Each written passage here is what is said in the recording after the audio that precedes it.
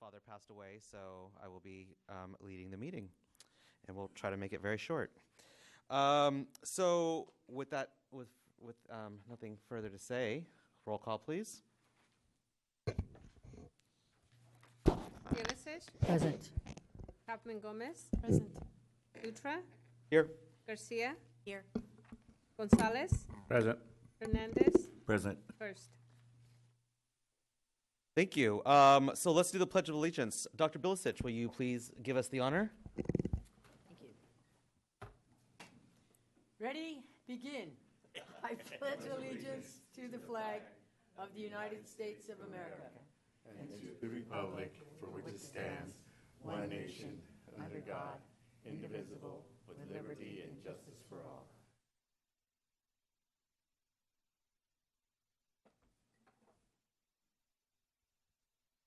Okay, so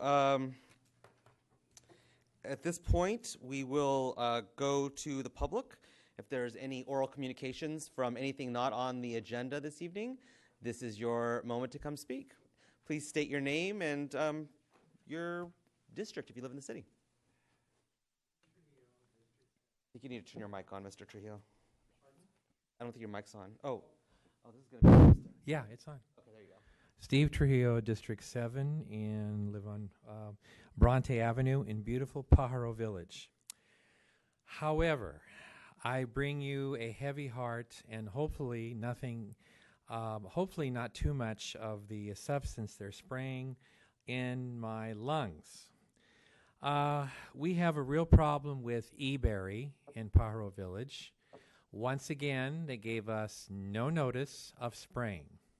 Once again, they apparently decided that this chemical that they're using, which is called acromite, which has not one, not two, not three, but 4 active carcinogens in it, although they claim that it is a 0.01 percentage of the product.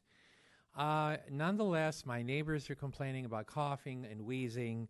My neighbors are complaining about the fact that they don't notice anything living in their yard, and that includes bird life, that includes insects, that includes snails. In addition to this is the fact that eBerry does not see fit to even close its gates at the end of the day. And the problem with this is that people get back in behind Bronte Avenue and they take stuff. They jump over the fence. One of my neighbors lost her entire apple crop in her backyard, which she used to make applesauce. Now, the problem with the acromite that they're using, and that's a registered trademark, is that it has biphenazate, kaolin, silica gel, and sodium 2-sulfonate ground up, and all of these in powder form is sprayed on the berries to kill the mites. Well, there are organic ways to get rid of mites. We don't need to use this. And one of my neighbors pointed out the fact, Jimmy, that your dad didn't use those chemicals. And when your father was alive and oversaw those acres, we didn't have those problems. Unfortunately, eBerry doesn't see it that way. And as I introduced to you a couple weeks ago about a good corporate neighbor policy, it's about time. We recognize the right to farm. Of course, it's established law. That's not the problem. What eBerry needs to recognize is that Pajaro Village residents have the right to live and breathe air. And if you're going to spray this on the berries, we have to have 72 hours notice at least so that we can shut our windows, our doors, and take our pets inside. By the way, this chemical also is not to be used within 25 feet of fresh water, and it kills on contact all fish. Thank you. Thank you, thank you. We can add on their speeding trucks as well through the neighborhood. Yes, thank you. Hello, Miss Felipa.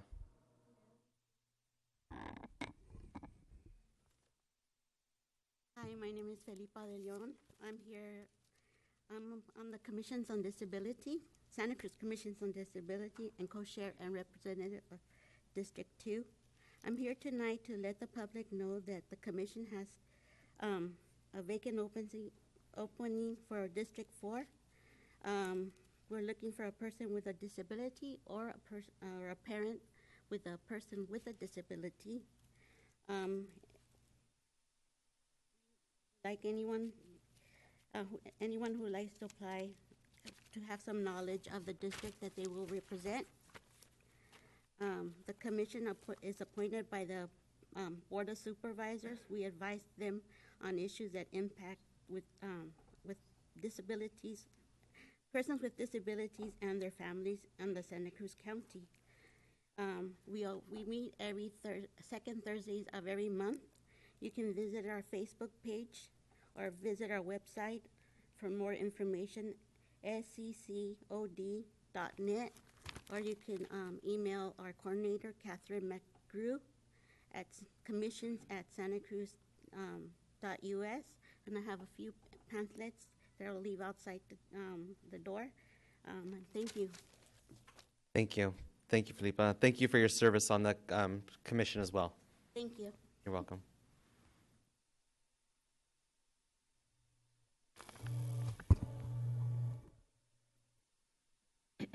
Good evening, Mayor Pro Tem and members of the City Council. Nick Kalabakib, Parks and Community Services Director for the City of Watsonville.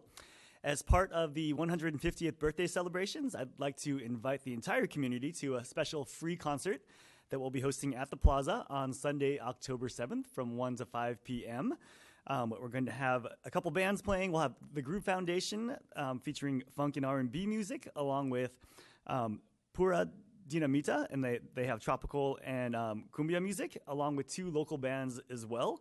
Our famous farmers market will be out in effect with all of your favorite treats as well for the whole family to enjoy. So once again, October 7th, that's a Sunday from 1 to 5 p.m. Please join us out in the plaza. Thank you.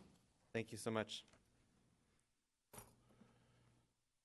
Hello, good evening.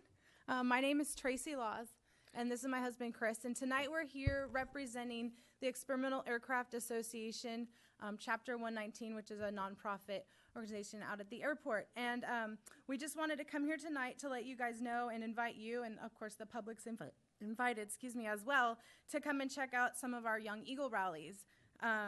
We hold these rallies on the first Saturday of the month at our building at the airport. We have them on September is our first month, so we started last month, and we hold them the first Saturday of every month through April. Luckily, we have a great building to hold them at 60 Aviation Way at the airport. We open the doors at 9 a.m. to sign kids up, the kids ages 8 through 17, and it's absolutely free for them to come, and they'll get a free flight and a little ground school, and they even get a free hot dog meal afterwards, after their flight, and they get a certificate to take home and a logbook. So it's a great free event. They love it. In fact, last month we had 8 pilots come out to 8 of our EAA pilots, volunteer pilots, volunteered their time and their planes and their gas, and we flew 51 kids from the area, so which was a great number for our first rally. Anyway, it's just a really great event, and just it's great to see all the kids in the area come and get excited about going up in a plane. Most of them for the first time, and get the airplane buzz. Did you want to add anything? Well, it was kind of highlighted that the next shuttle pilot is actually a kid who flew EAA. He flew with the Young Eagles program. But we have several of our pilots fly volunteer missions, including Eagle flights, and none of those, we don't reimburse them. They do that all on their own. It's all their own expense. It's, like I said, like she was saying, one of the best things there is for free for kids, and we do have a lot of kids that have gone on to become commercial pilots or somewhere in the aviation world. Some have come back and actually flown other Young Eagles. Yeah. They were Young Eagles themselves, and we had actually, I think 2 actually come back recently, to our same rallies and fly kids, which is fun to see them come full circle. But even if you have kids that you know that are that age that would love, come and bring them, because it's fun, even if you're just hanging out and to talk and see kids get excited. So that was all. We just wanted to share that with you guys. Well, thank you. Sounds like a great opportunity for the children. Thanks. Thank you.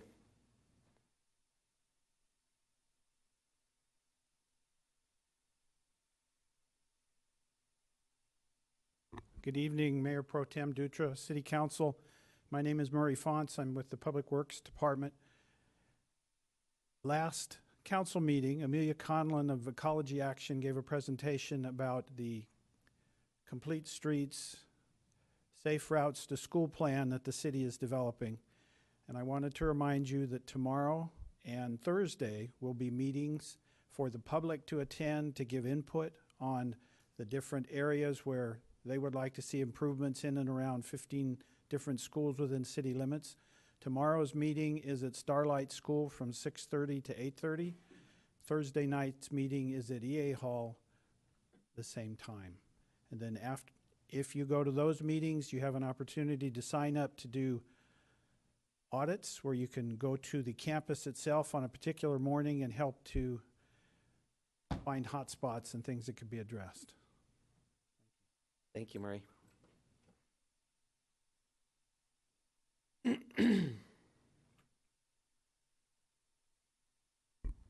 Good evening, Mayor Pro Tem and Council. My name is Seth Smith with Santa Cruz Veterans Alliance, one of your licensed cannabis producers here in the city of Watsonville. Just wanted to come give you a quick update on some things going on in the state. As far as laboratory testing is concerned, about 1 in 5 samples that labs are taking from producers is failing testing. This is for any number of reasons. About half of them are for reasons like you heard earlier, pesticides, bacteria, and mold.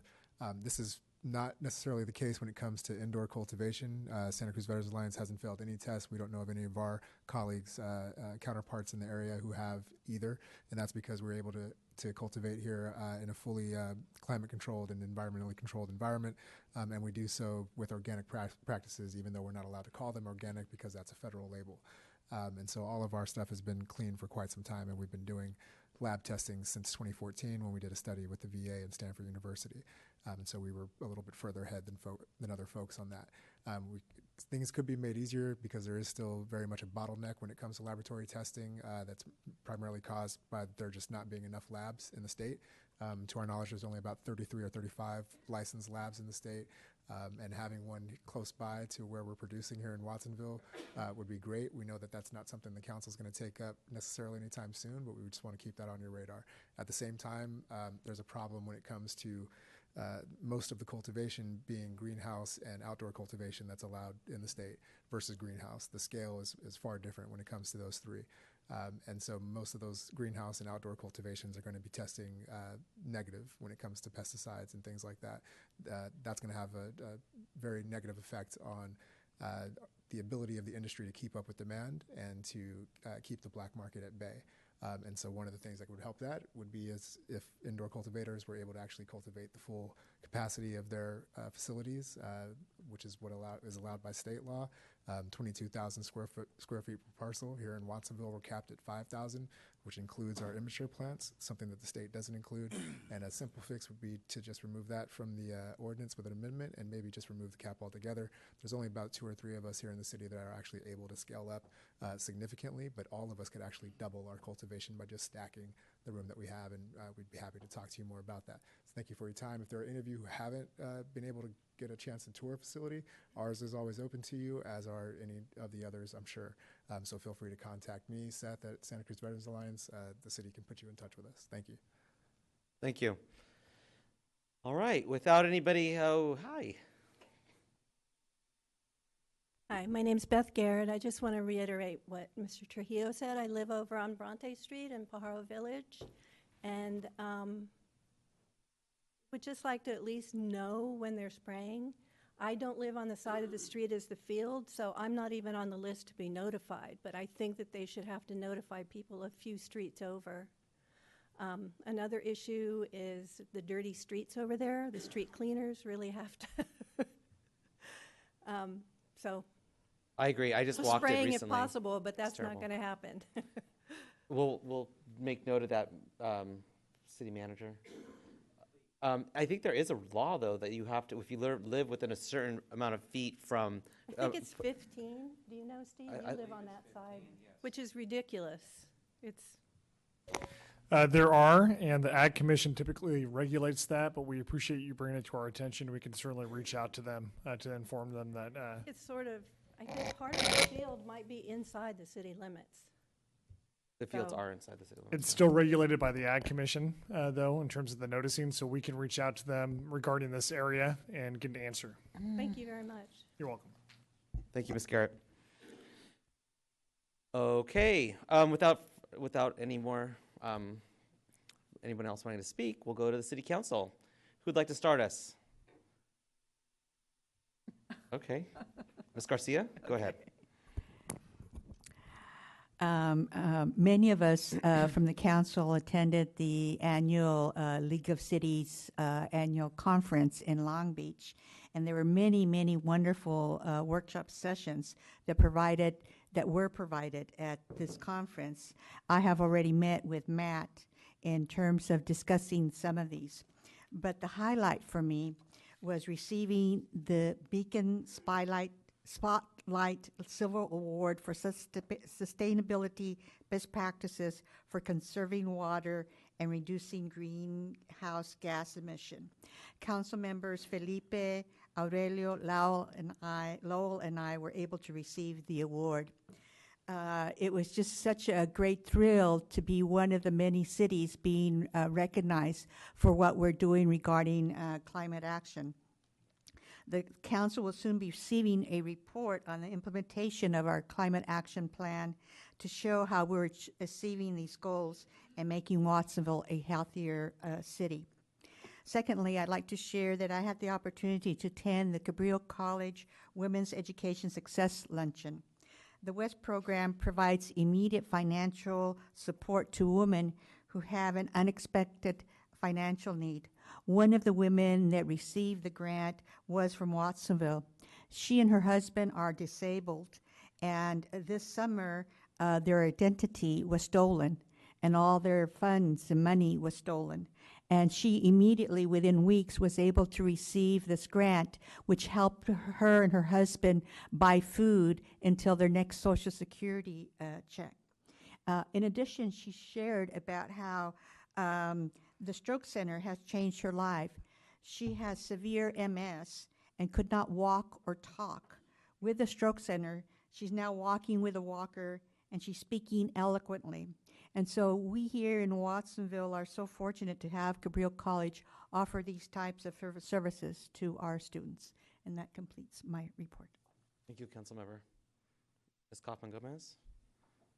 Certainly, I want to make sure that I bring up a couple things here. Let's focus just on the one. We have a lot of things coming on. You're going to be seeing a lot of numbers and letters out there when it comes to what to vote for, what the initiatives are, who to vote for. There's all kinds of things that will be going on. And the vote is going to happen in just over 60 days.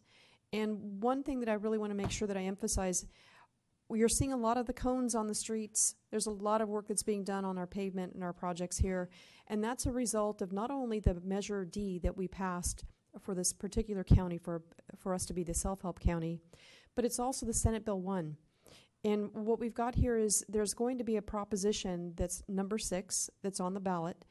And we're really encouraging that you think very closely about what we're getting these improvements are and to support a no on that particular ballot initiative, because without that money, we're not going to see any of the streets improved for the road improvements that we're currently making. So while it's an inconvenience that you're seeing a lot of the cone zones, you'll know that it'll improve things tremendously once those projects are going. We want to be able to encourage more projects to come in here. We have staff that we are looking for positions to help with some of these projects as well. And we really are encouraging you to make sure that you do get out the vote and that particular initiative is no on 6 so that we can continue to maintain all of the deferred maintenance we've had for many, many years and doing the improvements we need that are safety items and the health and welfare of our community here. So please make sure you get out to vote, and it's no on the Proposition 6. Thank you. Thank you. Dr. Bilicich? Well, lots of activities have been happening, and one was the PVPSA grand opening. I think we talked about it, but the groundbreaking, it was really a nice event, and it shows that a lot of people are committed to our youth. And I'm very happy to see there's going to be a new building on the corner of Brewington and East Lake. So congratulations to PVPSA. Also, on September 18th, we had the Zone 7 board meeting held right here. It had to do with the floods, and it has to do with the levee. And there weren't that many people from Watsonville here, but the meeting did take place. I appreciate the people that did attend, and we have to stay vigilant to try and get something done about the levee. They have made repairs. It's about $6.5 million so far on the South Squatus Creek. But Congressman Panetta and the flood zone, we just have to keep working with the Army Corps of Engineers and Congressman Panetta to keep it going. So thank you for those people that have been here. I know everybody's concerned and supportive, but we did have a meeting here on the 18th. The Chamber has their monthly lunch in the park. Several of us attend that. It's a good way to communicate with the business community, and the meetings are held from 12 to 1, a short time on I think it's the third Wednesday. But it's lunch in the park is a good way to meet various businesses and hear their concerns. So come and join us. I also attended the Sons of Italy dinner the other night, along with the Seroptimus Fall Fantasy on Saturday night. Seroptimus is an interesting organization because they continuously are trying to earn money for youth scholarships, and they're doing very well. And I appreciate the fact that they continue this every year, trying to enhance scholarships for youth. And I want to remind people that also the Empty Bowls. I don't know how many of you attend that event, but that's another Pajaro Valley Loaves and Fishes. They have an Empty Bowls event where we have bowls made from the instructors at Watsonville Aptos Santa Cruz Adult Education, and people come in and make donations so that people can be fed every day down on 2nd Street.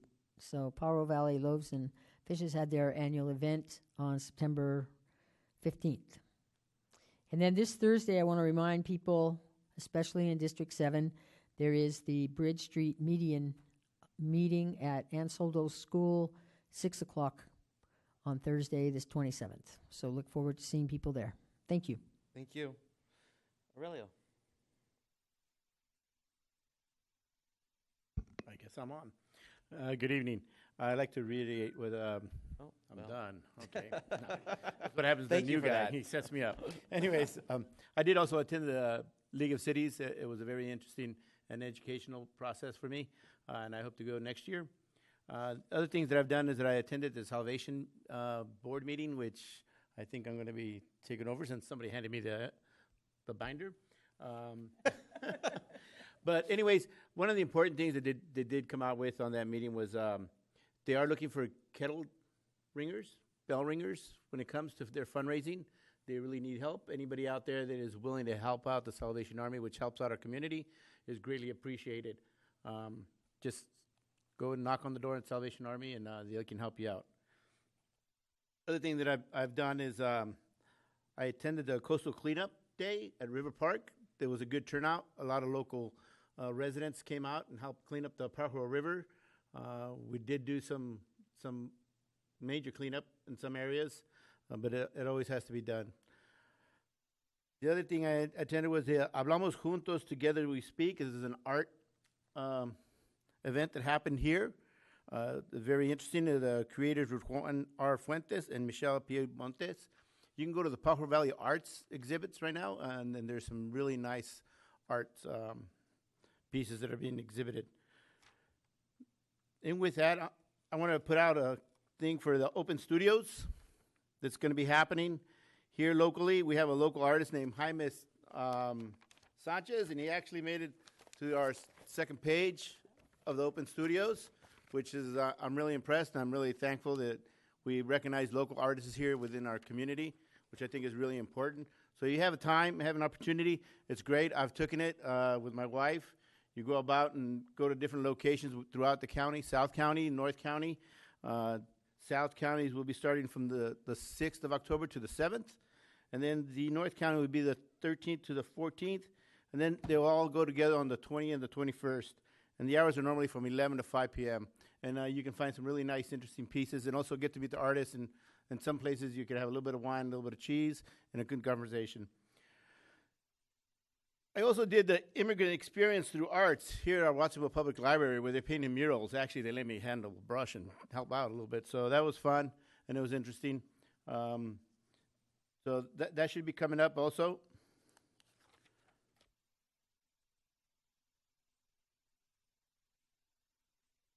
An event I'll be attending will be the Food What's Benefit dinner from 4:30 to 7 at Santa Cruz Mission State Park. This is a good program. I'm hoping to see some folks out there.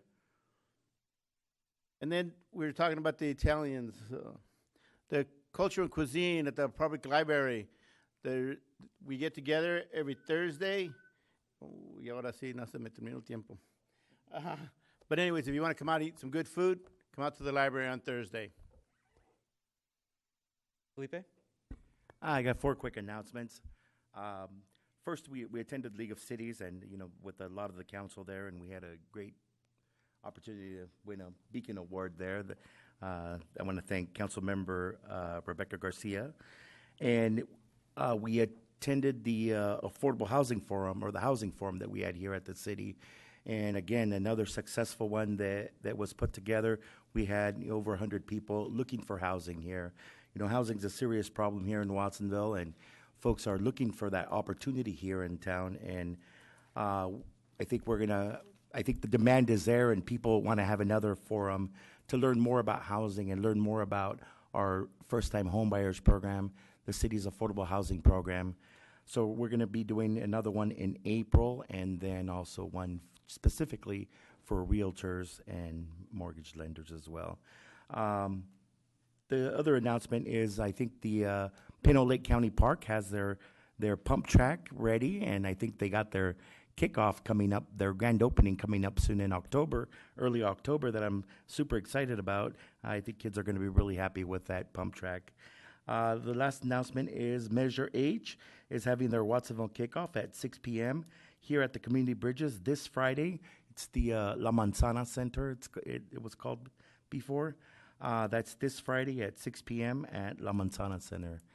And I wanted to make a quick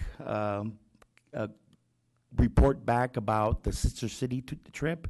We did a Sister City to sign the MOU with the Sister City of Jocotepec in Watsonville, and it was a great event. They actually gave us the key to the city and gave us a tour of all the different townships. It's actually like a county, but they call it a municipality. So they toured us of all the different cities that are there within the municipality. They took us to all the tourist sites there. They really treated us well. And the one thing that I found amazing is that we share similar interests in terms of their economic industries that they have. They employ about over 4,000 berry and strawberry workers there, and we share the same industry, both berries and strawberries. There's Driscoll's, there's Ryder, there's Dole, just like there is here in Watsonville. We share the same employers over there, and I thought it was really exciting to have a sister city partnership with one that we reflect so much similarities with, and I'm really excited for them to come over here sometime in the near future, or for us to visit as a council to go visit over there when we have more time to plan something out. And this really got me excited about all the other sister cities that we have. We've got one pending that we've got coming up with Croatia that I'm really excited about, and I hope that comes to fruition really soon.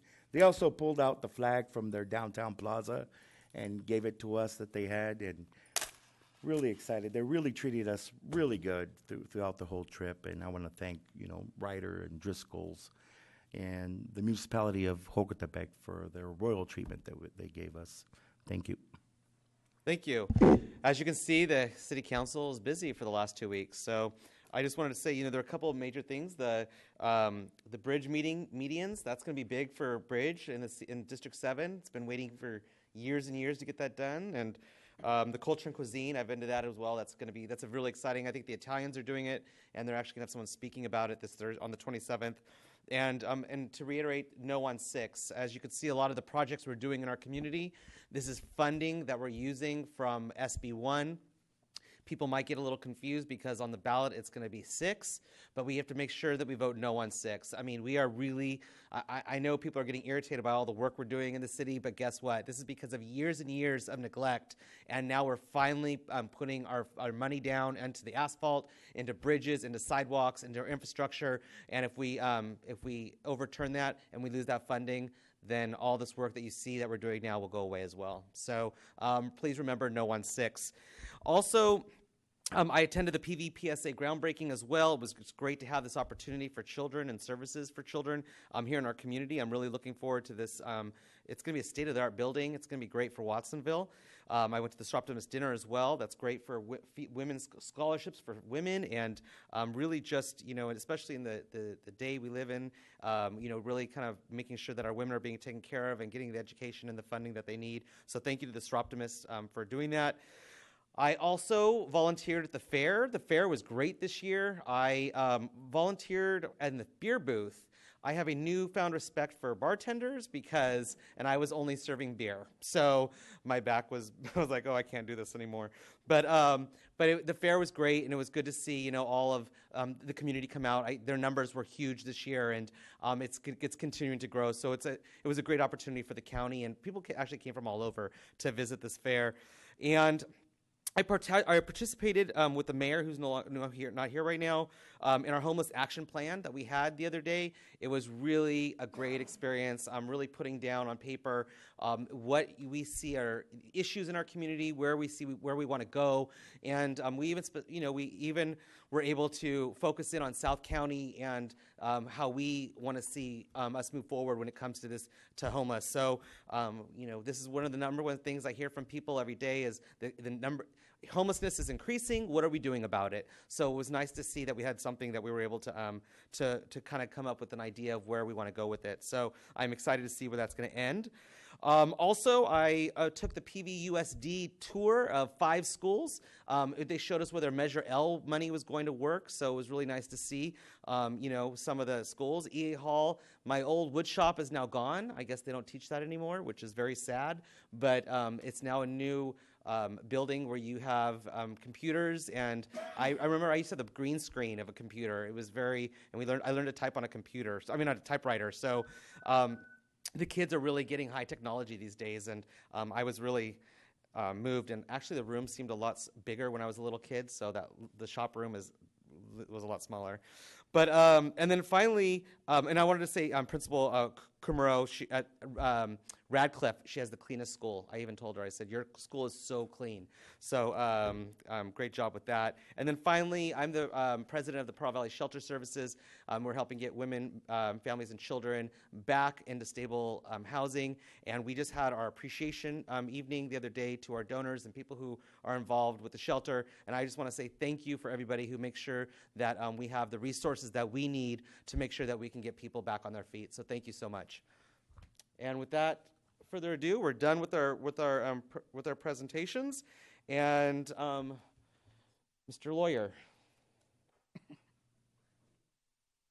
Thank you, Mayor. We had one item in closed session this evening. The council received a report from staff but took no final action. Thank you very much, sir. Appreciate that. And well, now we're going to move on to Miss Maggie Ivey. So come on up. We're going to be getting a presentation from the CEO of Visit Santa Cruz County. Thank you, Mayor Pro Tem, council members. It's nice to be here tonight. I want to thank the city manager for inviting us to give an update on tourism promotion, what's happening throughout the county, and really to focus on what's happening in Watsonville. So we're excited tonight. We're going to be presenting some information about programs where we integrate and weave information, stories, and photos and video about Watsonville and Pajaro Valley for our domestic and our international marketing. I've brought some of the stars and dedicated staff with me tonight, and I want to introduce our communications director, Christina Glenn. Gary Green, our cooperative marketing director, is here with us as well, and then Laura Nickel, our marketing coordinator. So they're going to be giving you more details, and I'm going to turn it over to them in just a moment. But I wanted to give you just a quick update on the state of tourism, which is very positive. Tourism is growing in California and growing in Santa Cruz County. One of the big indicators is hotel occupancy, and I know we're all keeping an eye on the hotels and developing some new hotels in Watsonville, which we're excited about as well. So this summer, I'm happy to tell you that hotel occupancy was at an all-time high for over a decade. We ended the summer with an 83% hotel occupancy rate, which is a 3% increase over last year. And in talking to some of the Watsonville properties, what I was told is they were meeting or exceeding those numbers. So very positive, and I think very positive for the new properties that are going to be coming online. We'll look forward to working with them as well. We're also keeping an eye on and communicating with staff about the Hangar Project. Very exciting. We see that as a new tourism destination as well. So, and we're looking forward to working with those developers. I think that's a good rundown. I did want to say that we were happy to have Shaz Roth join our board this year. So she's a great new board member. We also have the owner of the Best Western Rose Garden, Dan Aspermani, on our board.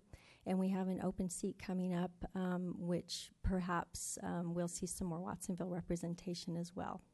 So with that being said, I want to turn this over to Christina and Laura, and they're going to tell you about some really fun stuff that we've been doing.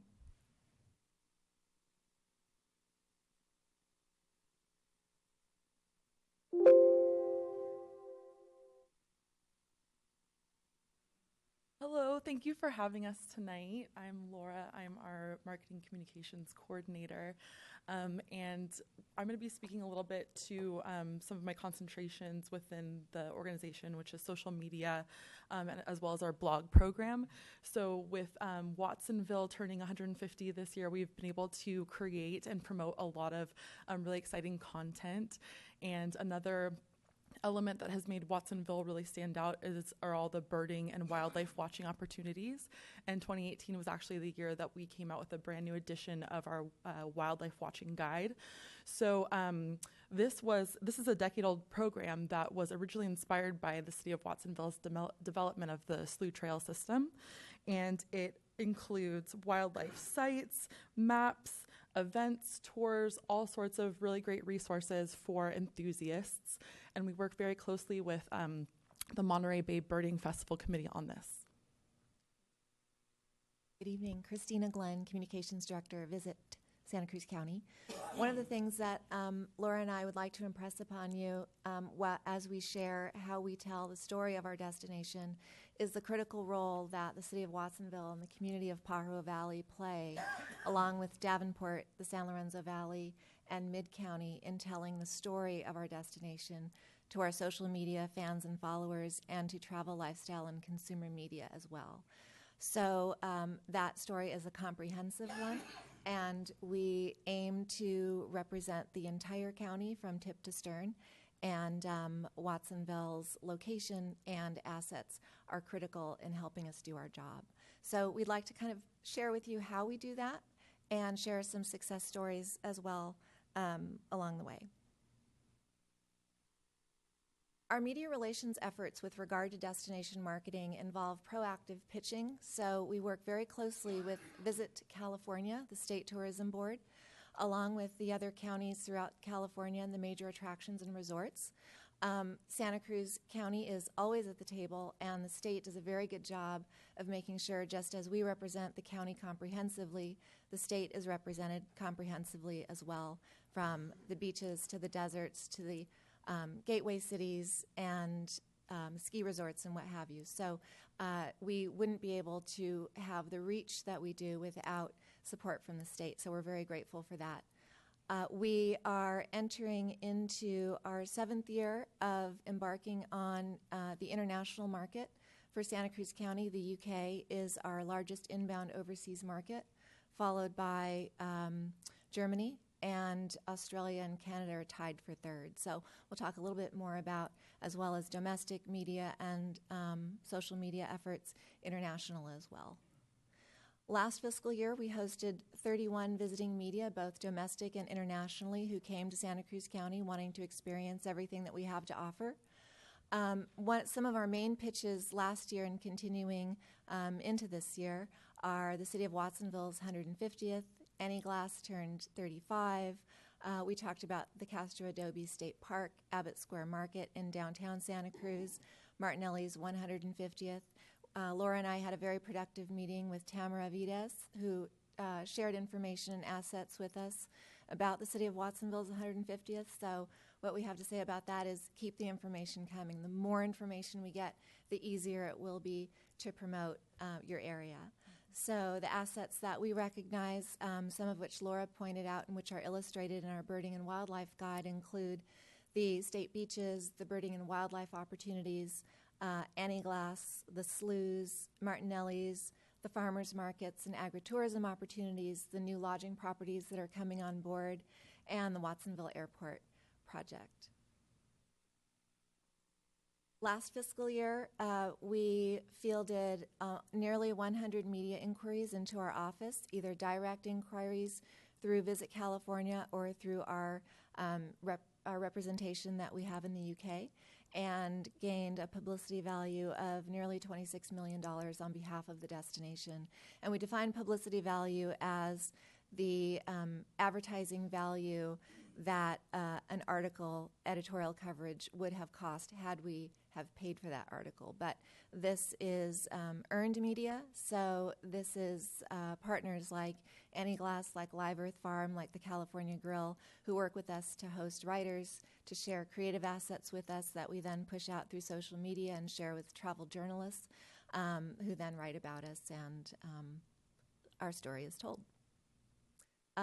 These are some of the outlets we received coverage in through our efforts at Visit Santa Cruz County. As you can tell, it's a pretty comprehensive array of different outlets. Our philosophy is to sort of cast our net far and wide. The average reader of the San Francisco Chronicle may not be the same person who reads New York Magazine. So we try and cover a broad range of audiences through our destination messaging. The most recent of which success story that we have to share with you tonight is the LA Times coverage that appeared on July 22nd. We had a very nice 3-page story in the Los Angeles Times, the largest daily circulation newspaper in the United States. Michelle Bigley, the writer, and I have been working together for over 10 years now, and a few years ago she moved into my neighborhood in Seacliff. So we keep in contact, and we were on a sailing excursion over the summer, and she told me that she had interest from a travel editor with the Los Angeles Times, and we sort of brainstormed different story ideas, different ways that we could talk about Santa Cruz County, and talked about different ideas for Watsonville, being that it is your 150th year. So I set her up with some critical contacts throughout the area. She went and did her due diligence, wrote the article, and included some very nice pictures of the slough and some other places, as well as a map to kind of orient readers on where we are located and where you all are located. So that was a nice piece for summer for Watsonville. Talking about our relationship with Visit California, we hosted a group of 6 journalists from Australia. Visit California has over a dozen international offices, and the Australian media market was very interested in Santa Cruz. So they started in the Santa Cruz area. We took them to Capitola. We took them to Mid-County. They stayed at the Seascape Resort, and they visited Any Glass Studios, and they visited the Martinelli's tasting room. So we've seen residual coverage out of that FAM tour last October. A familiarization tour is sort of a snapshot of a destination, so we kind of hit the high points for travel media and social media influencers, and that's us at the Seascape. Great. We continue?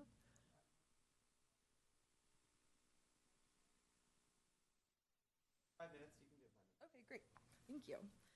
So another really cool way that we are able to leverage our relationship with Visit California, kind of more into the social media realm, is Visit California hosts these Twitter chats where the public can watch kind of what we're talking about real time and also interact and engage on Twitter with us. So they'll post out questions just to the general public, but they'll include a hashtag, and everyone who answers, mostly DMOs like us and visitors bureaus and other people in the travel industry and media, will use the same hashtag when answering. So it all kind of gets organized into this really cool chat that everyone can see in real time. And we're able to prep these questions ahead of time. So we really like to make sure that we're representing all of Santa Cruz County on our entire scale across the board with all of these questions. And that's basically the background of our relationship with Visit California, kind of in more of a social media realm.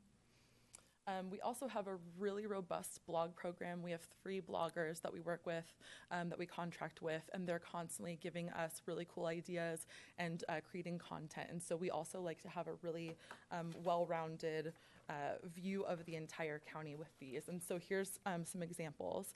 Our strategy is basically to divide our target audience into 5 groups. So it's going to be outdoor, foodie, family fun, relax and rejuvenate, and arts and entertainment. So people can select what they're interested in and then get these blogs delivered to them through e-newsletters.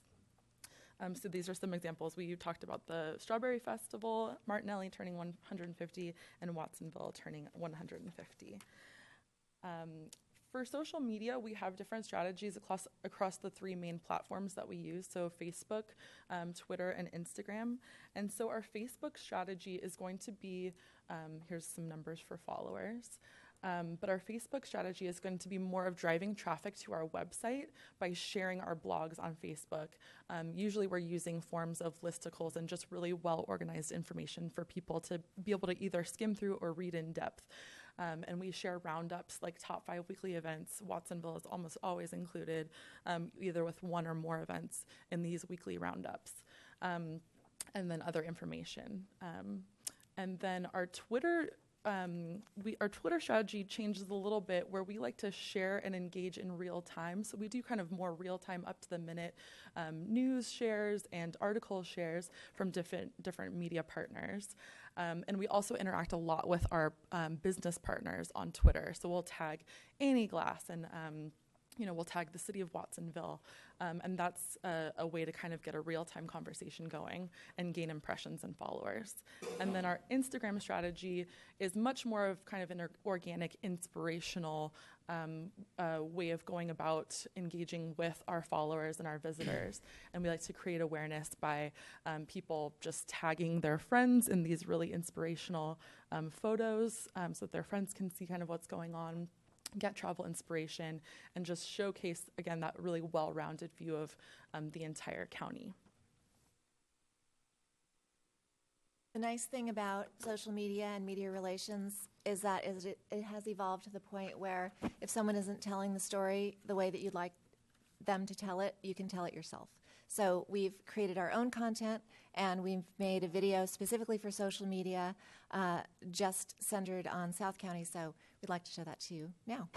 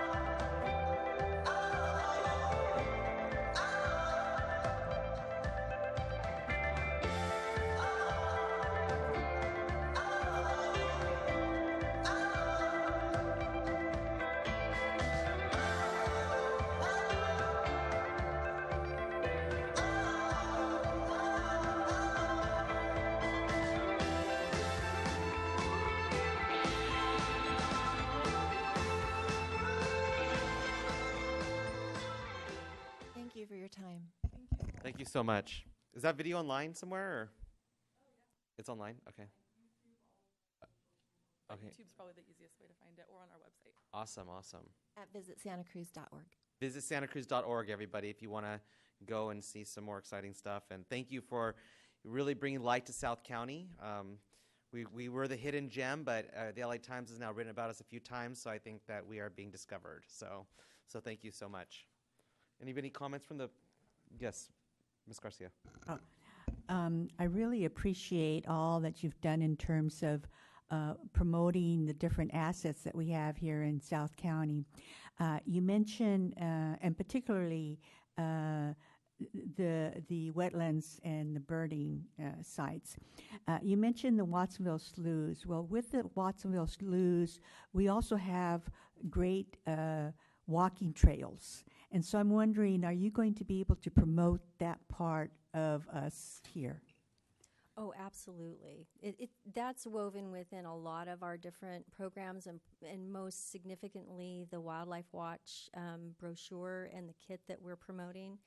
And we do advertise to help support that effort in different birding publications. So it's about not just the wildlife watching, though, it's the hiking and the biking and enjoying the slough system.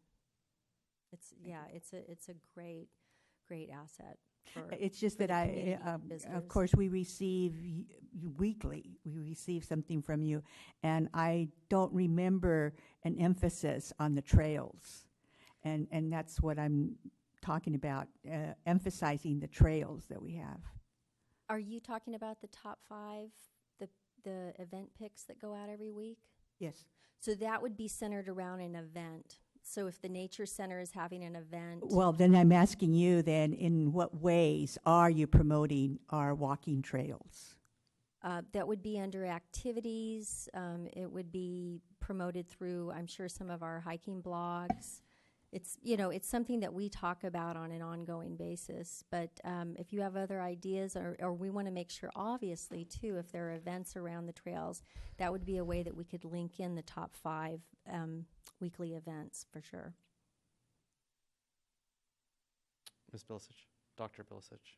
I just wanted to thank you very much, because I've watched over the years and where we started and how everything seemed much more Santa Cruz focused. And I've seen much more effort put into Watsonville, and I really appreciate those efforts. So thank you for what you're doing. Well, thank you. And the council supported a lot of projects that have given us more content and assets to talk about. So the Martinelli's facility, and I know we've heard a lot about Annie Glass, but you all are supportive of a lot of development in your community that is very cohesive with the tourism message. Thank you. Council Kaufman. A couple things. This is the only thing I've seen that actually says county on it. Everything else emphasizes Santa Cruz. I'd like to make sure that we're a little bit more inclusive, that it says county. Otherwise, this doesn't say Watsonville to some folks. So not that I'm being negative on the criticism, but we're part of the county as well. And when we're seeing that and we're not seeing Watsonville on there, we need to make sure that we're emphasizing that it's the whole content on that. We do a lot of sports around here, and I'd like to see a little bit of that being generated in here. We have quite a few different types of sports events that go on in this community, and we max out on the hotels. So there's an opportunity there that can also be an emphasis of a marketing tool for us. We have schools from all over the place that play at Ramsey Park. We've got things going on at Pinto Lake.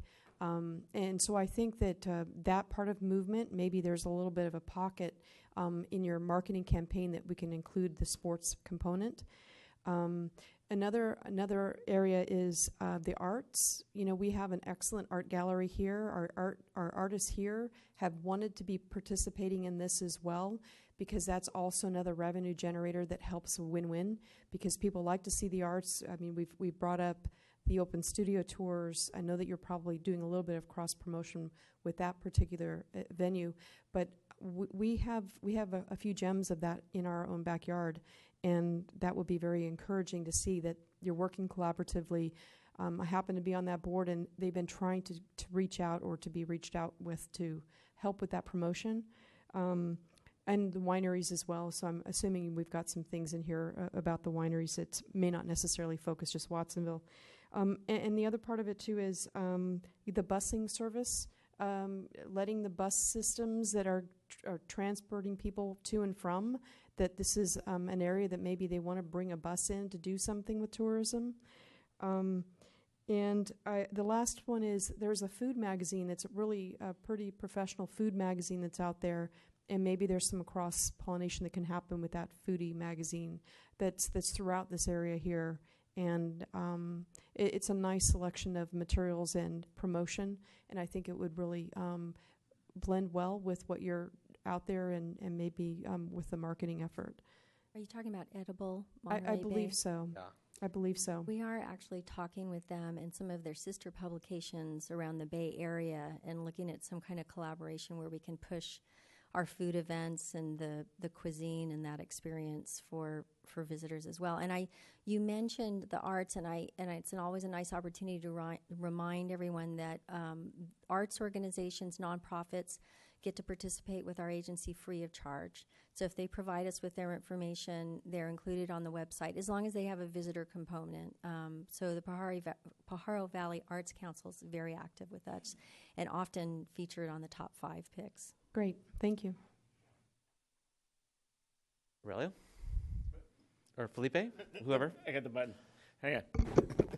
I just want to echo Councilmember Trina Kaufman Gomez's remarks. I think she'd also make a good board member, maybe. I'll second that. Yeah. Hey. Aurelio wants it. Thank you for all you do. You mentioned something about the airport and the hangar project. I think that's also an asset that the city of Watsonville has, and it could be used tremendously to benefit the city of Watsonville. And I also concur with Councilman Trina Kaufman. Absolutely. And you held up the Open Studios catalog. If you look on the back side of that, we're a sponsor of that event. We're the full page ad on the back of it. So he didn't get yeah, that far. and we have been in pull touch. out my backpack here. No, and we've been in touch with the developers of the hangar project on an ongoing basis. So yeah, we're very excited about that project. And the airport itself is a great asset. Santa Cruz? That's us. There we are. Yeah. Oh. Well, thank you for coming. I just wanted to make a comment too, is maybe just seeing a little bit more of downtown. I mean, maybe kind of we do have events like the Strawberry Festival that's down here, and we do other things. So kind of maybe highlighting our downtown since we're trying to rebuild it, and I think it bringing attention and Farmers market. the farmers market, exactly. So just kind of because we saw a lot of the farming and a lot of the ocean. And but I think maybe highlighting some of our trails and the downtown and some other aspects would be great too, just because we are definitely growing. A lot of new restaurants are coming into town, and like the two breweries are coming into town, and so I think that Watsonville is really starting to move forward, and I think we need to capture that and let people know. So, and I want to say thank you, and I think the Edible Monterey Bay, is that what it's called? Edible Monterey Bay. Edible Monterey Bay. Yeah. I don't know if you guys work with them at all, but I think kind of going with what Trina was saying is making Watsonville known through that. They did refer to us as the Brooklyn of the Monterey Bay, so I guess we're on some sort of radar. I don't know if that's a good thing, because now look at Brooklyn, right? One thing I want to mention, speaking of food, is we're going to be working on Heritage Tourism Initiative this year, and one of the themes that's been brought up is the history of food. And so I see Watsonville and Pajaro Valley playing a large role in that. We have a number of South County representatives that will be helping us brainstorm and create much more content in that area. And that'll be another way that we can bring Watsonville's message forward. Well, thank you. I appreciate it. And, our fire chief bakes, so if you want to meet up with him too, Excellent. you can make sure that he makes the front page Yeah, of it. Edible Magazine. I know. then. See, Chief, next time. Thank Well, you. thank you very much. All righty. Thank you for that presentation. The next one is Kathleen Cressetti. So there she is. I didn't see you hiding over there. I was like, is she coming? You're over there. I didn't see you the whole time. So this is a presentation by artist Kathleen Cressetti on an art project proposal for Watsonville. So please take it away. Great, thank you. You're welcome. Do I have control of this?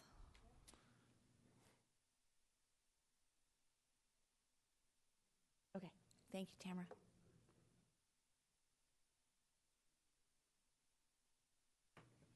So Ms. Crissetti is the artist that did well, here we go. There we go. Here we go. I was going to try to fill some time. Should be up there, right? Okay, I think this is me. The mosaic. Yes. So there's 3 council members I haven't met. Hello, nice to meet you. And hello to the rest of you. Hi, Matt. No, that's not what you do.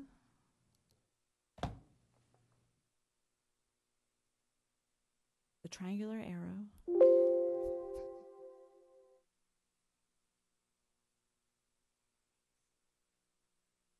Okay. Oops, too far.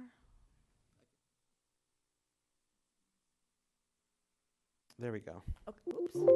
Okay, great.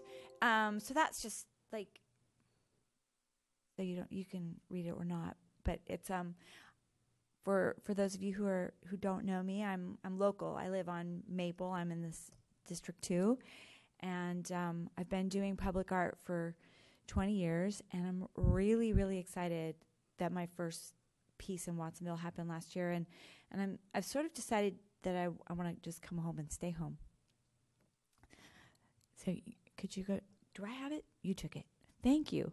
I've started a project plan.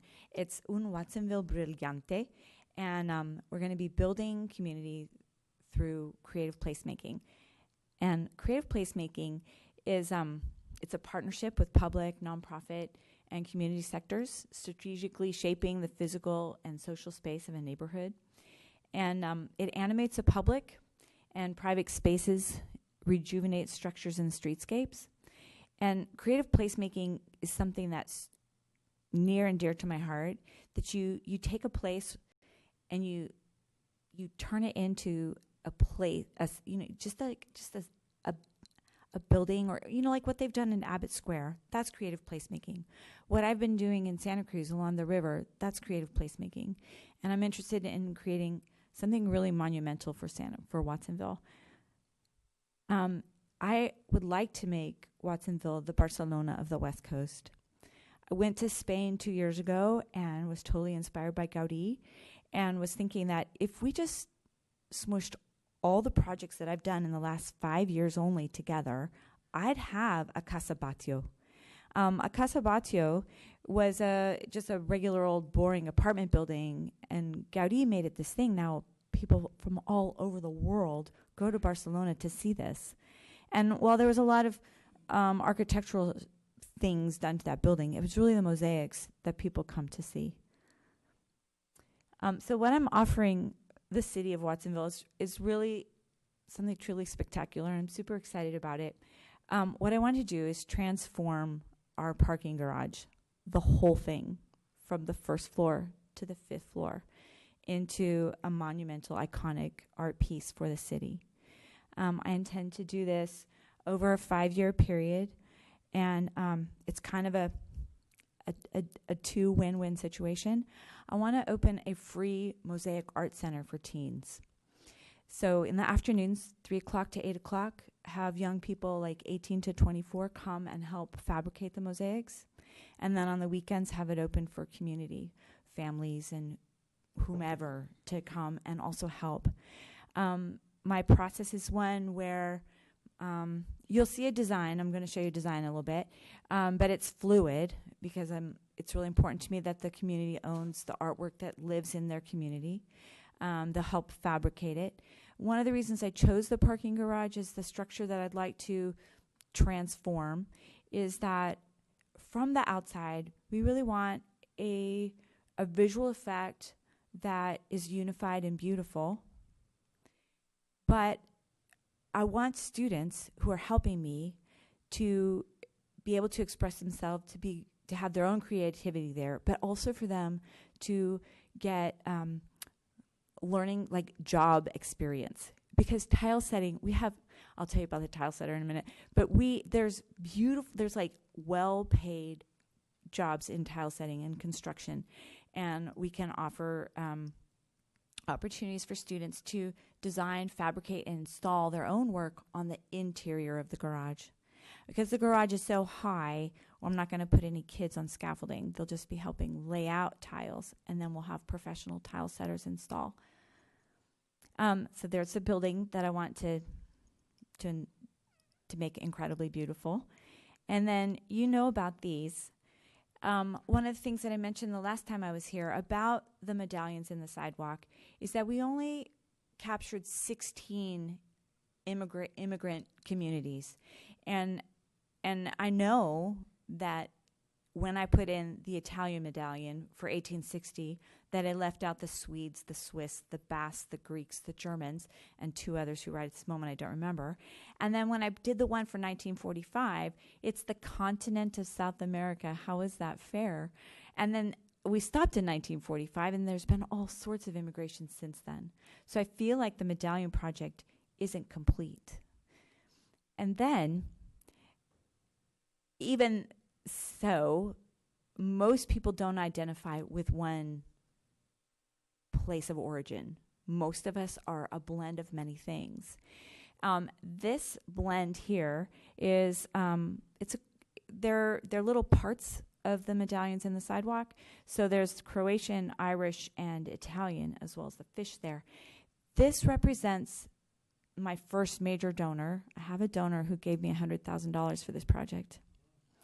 And this is his family's representation. On the garage, we have 185 spaces that are 8 feet long by 3.5 feet wide or tall.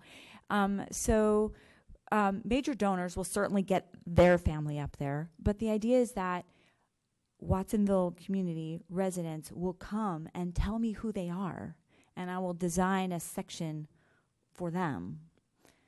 Okay, so this is we've done a sample. So this is like the tiles from the drawing that you just saw. And then this centerpiece, so you can see in the lower left-hand corner is the little tiny one that is the Italian, Croatian, Irish piece that I just showed you. Yes, thank you very much for the arrow. And then the garage has these 4 giant panels. They're between 40 and 60 feet wide, and the whole story. And you talked about Juan Fuentes. Well, Juan went to Watsonville High School, and even though he lives in Oakland now, he still has a lot of connection to us. And he's kind of he's a California famous artist. If you go to any of the Mexican American museums, not just in California but Arizona and New Mexico, he's featured. So his woodblock prints are of people. And many different kinds. He has Asians and African Americans and Mexicans and indigenous people. And one of the ways I'd like to involve the community is Juan will let us use his images. He's super excited about this idea.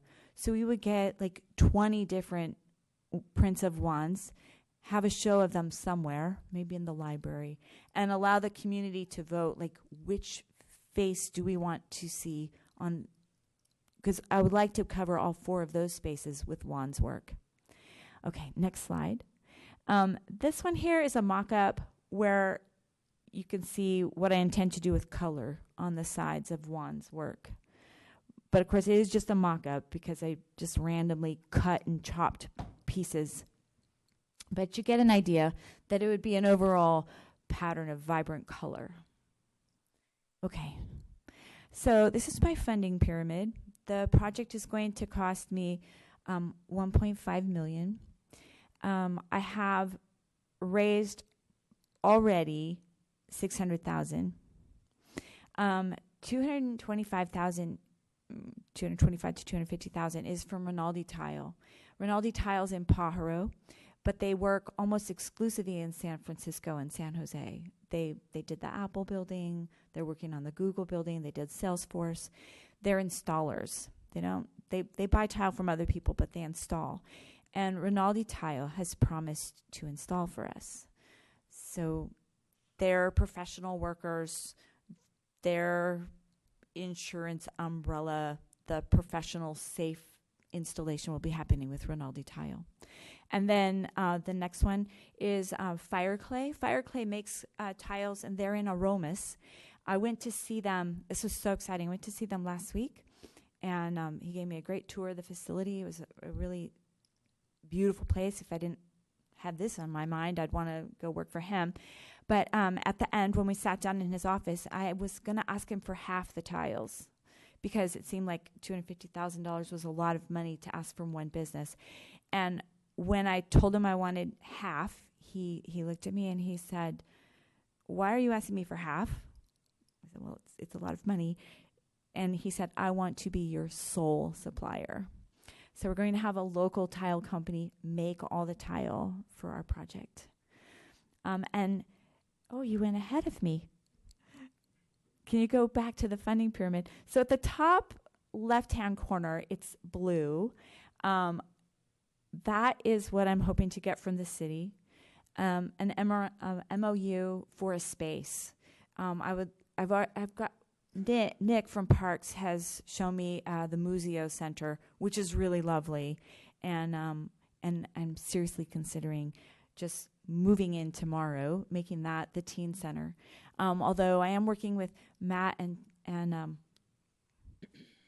Tamara with the Arts Council of Santa Cruz. They want to do a comprehensive arts center in Watsonville. That would be dance and theater, film. They're partnering with the film festival to have one big space that's an art center. And if that happens, I'll move in with them. But so this is kind of where we're at. The other thing I would need from the city is the mosaics will only be as strong as the paint that is on the building. So we need to have the paint removed from the parking structure so we can adhere the mosaics directly to the cement parking structure. Okay. So I have some need. You can see, I'm doing really well. If we just count the city as yes, then we're up to 900,000, and I only have 6 left to raise.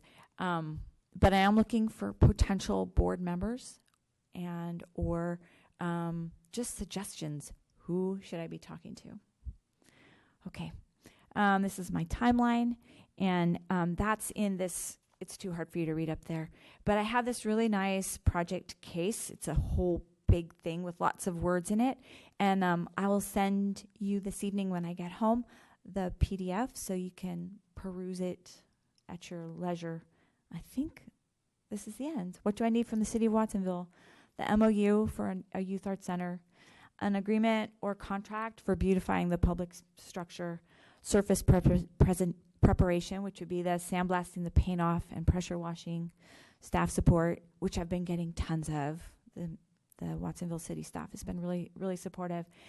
It would be nice to have financial support from the city beyond the MOU, but it's certainly not going to kill the deal. This is what I want to do with my life for the next 5 years. This year is my fundraising year, and I would like to start actually getting kids in the door September of 2019. You're welcome. Presentation, we really appreciate it. And I don't know if there's any questions from the City Council about what you just heard. Trina? Have you done anything to see what the potential is, maybe with the foundation, to sort of leverage what you are getting for donations to get a bit more out of it? I know asking the city is going to be, and I don't want that to be a deal breaker either, if this were to be, supportive all the way through. But with the arts, and especially when you're doing the educational component of it, we should be able to see some money available through the foundations. Okay. So I thought you said foundation, and I was going to ask you which one. So I have looked into a couple foundations. I did forget to mention that the Arts Council of Santa Cruz County is my fiscal sponsor. So donations are going through a 501c3 for that. It makes it so I can't apply for a couple of the foundations. One, the Monterey Peninsula Foundation, which is a great big giver. They already give to the Arts Council, so they won't give to anybody who's under that umbrella. And then the Community Foundation just changed their application deadline from October to January, so I will be applying there. And then there's a whole bunch of private foundations that I don't have connections. I don't know these people, so I'm been making cold calls. But I'm really looking for a board member or even just an advisor who knows people and can help make introductions. Becca? This question's to Matt. Matt, what would the process be for us to make a decision about this? Thank you, Councilmember Garcia, for asking that. So tonight was really Kathleen's opportunity to present her concept and idea. And she's mentioned that she's been in conversations with staff, too, about potential use of city facilities and looking at what the project concept would be. If the city were to move down the road of actually entering into an MOU or offering up city properties for that purpose, that would come to the council for final approval. So you're not being asked to take any action tonight. This is really an opportunity for you to hear the vision and the concept and the merits behind that, and we're going to continue working on those options and bring something to the council down the road. One of the reasons I really wanted to present to you is I am talking to people. And I don't want somebody who's gets fired up about the idea to come talk to you and you guys have no idea what they're talking about, because I'm hoping to create buzz. Well, it's certainly a pleasure working with you on what we've done downtown here, and I've sort of learned from that in terms of doing other projects along that line too. So I'm all for seeing something like this. I think it would be a huge paradigm shift for our downtown to put something so lively here. Thank you. Aurelio? Well, I don't like the arts now. No, I noticed that. I think this is a great idea. Instead of looking at just concrete, I think it'd be good for the city. Hopefully you can get what you need to get financially and move forward on this, and we don't get too many obstacles in our way. Anyways, I do like your mosaicas. I did use them to send out the cards, give you thank you cards out of them. People loved it. So I wish you the best. Thank you. Anyone else? Felipe? I really look forward to this project coming into fruition. I remember I look at some of the buildings that have, I think they're like kind of stickers. I think we've had them in the front before, but this would be to a whole new level, really putting manual arts and, the labor of putting the tiles up and painting them and everything. And it would be a great opportunity for young people to learn arts and to, delve into their creative abilities as well. I think that we do need more artists in town.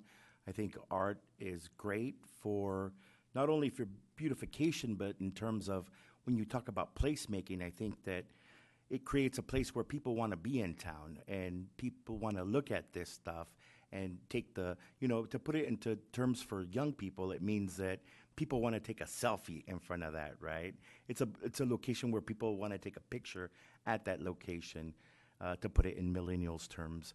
So that's a kind of environment that we want, the built environment that we want to create in town, because it also creates a different factor. It creates a sense of when people want to be here and get off their cars and look at stuff, it's going to create more sales in the downtown. And it's really, also going to promote economic development, which is something that we've been working on as part of our downtown plan. So thank you for your endeavor and your love of arts. And I look forward to this project coming into fruition. Thank you. Thank you. Thank you. Dr. Bilasich. I have to say I really enjoy your mosaic pieces downtown. I think they look really nice. A project of this magnitude, I think it has tremendous potential, but I would like to see more community input before it's finalized. Absolutely. So that community is not surprised. What are they doing down there? I think it'll be great, but I think we need to really think what, have people talk and what do they want and what do they want? What is their vision? Hopefully it'll match yours. So that's how the project downtown, the 16 medallions, I just said 16 round medallions. And then I had many community meetings where people told me what they wanted to see, and I'll follow the same sort of process. I think it was those medallions, people kind of own them. Exactly. And that's, I mean, if we're going to do this for a city building, it would be great if they own the building too. So I like how you worked with the community groups, because I didn't hear anybody say, oh, I don't like those. I mean, it was very positive. Thank you. And that's really a great thing, because you got a lot of input. And hopefully the same thing will transpire on a project of this magnitude. That's the way I work. I have two questions, actually. Sure. Can we bring up the picture with the actual design? And that one, please. Uh-huh. But my first question is how would you plan on collaborating with local artists? I know we have like a lot of like Monterey Bay Murals. We have like Jaime Sanchez, which was brought up earlier, Priscilla Martinez. There's a lot of artists that live in the community. Would they be able to do sections, or would you be able to work with them? How would you plan on collaborating with local artists? So two ways. Like I said, we only have 16 patterns for potentially 50, 60 different immigrant groups. And I would love to have help in designing the other patterns. Then, in the design process, and I love Jaime. Jaime's absolutely wonderful. But when I open the community center, the design will be laid out, but the fabrication happens by anybody and everybody. And so local artists would be invited to participate in the fabrication as well as the design. And so would you design the main piece in the middle? That main piece in the middle, I would like that to be consistent. Like, we don't want 4 different things. And this is why I've asked Juan Fuentes, because his images are so striking that they're going to be visually striking from a big distance, that the community input on that is that we would bring up at least 20 of his images and let people tell us which ones they preferred. As far as like local artists helping design, it would be for the horizontal sections. So so if you didn't do the horizontals, you just did the middle section, would it be a lot less money? Like, would it cost a lot less? The cost is actually in materials and installation. So opening a center, employing people to keep the center open, insurance, food for people who come. Those are the costs. My own self, I'm going to get like maybe not paid the first 2 years, and then I'm looking for a minimal payment. Juan Fuentes hasn't asked for any money at all. So cost is not part of the artistic aspect of it. The cost is more in the fabrication and the day-to-day operations of an art center. Would he be willing to do, kind of off of what Dr. Bilicic said, like getting community input and then doing the design? He's an artist who's constantly making work. Huh. And I believe he probably would be very willing to make a woodcut design based on something more. I don't know how you get more specific to Watsonville than the faces that he takes pictures of in our festivals and makes. I mean, there are our residents. He comes to our town, takes pictures of our kids dancing, and then makes woodcuts. But I don't know. That's an interesting I think Nancy question. wants to be the face. Just kidding. Well, thank you. I appreciate it very much, and all your Sure. hard work. I appreciate the mosaics are beautiful. So, Okay. Thank you. Thank you. You're welcome. All righty, on to the consent agenda. With anybody, before we go to the council, let's start out with the public. Anyone want to make comments on the consent agenda? Okie dokie. Since no one's rushing up here, let's bring it back to council. Anything, Trina, anything you want to pull off? Or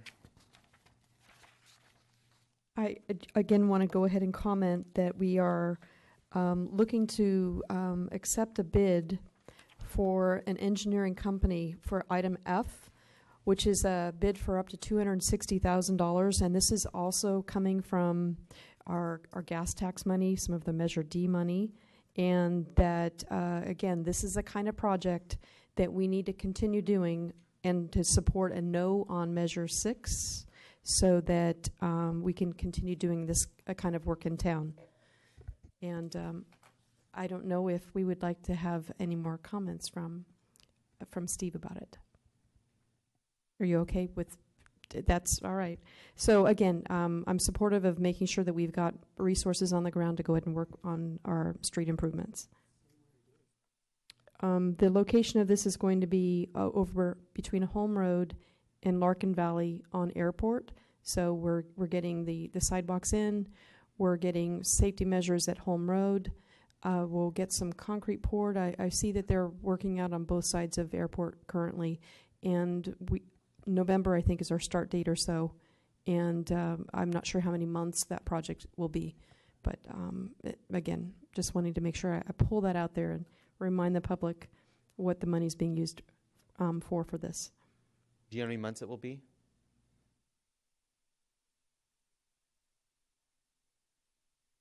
You can just yell it. 2 months.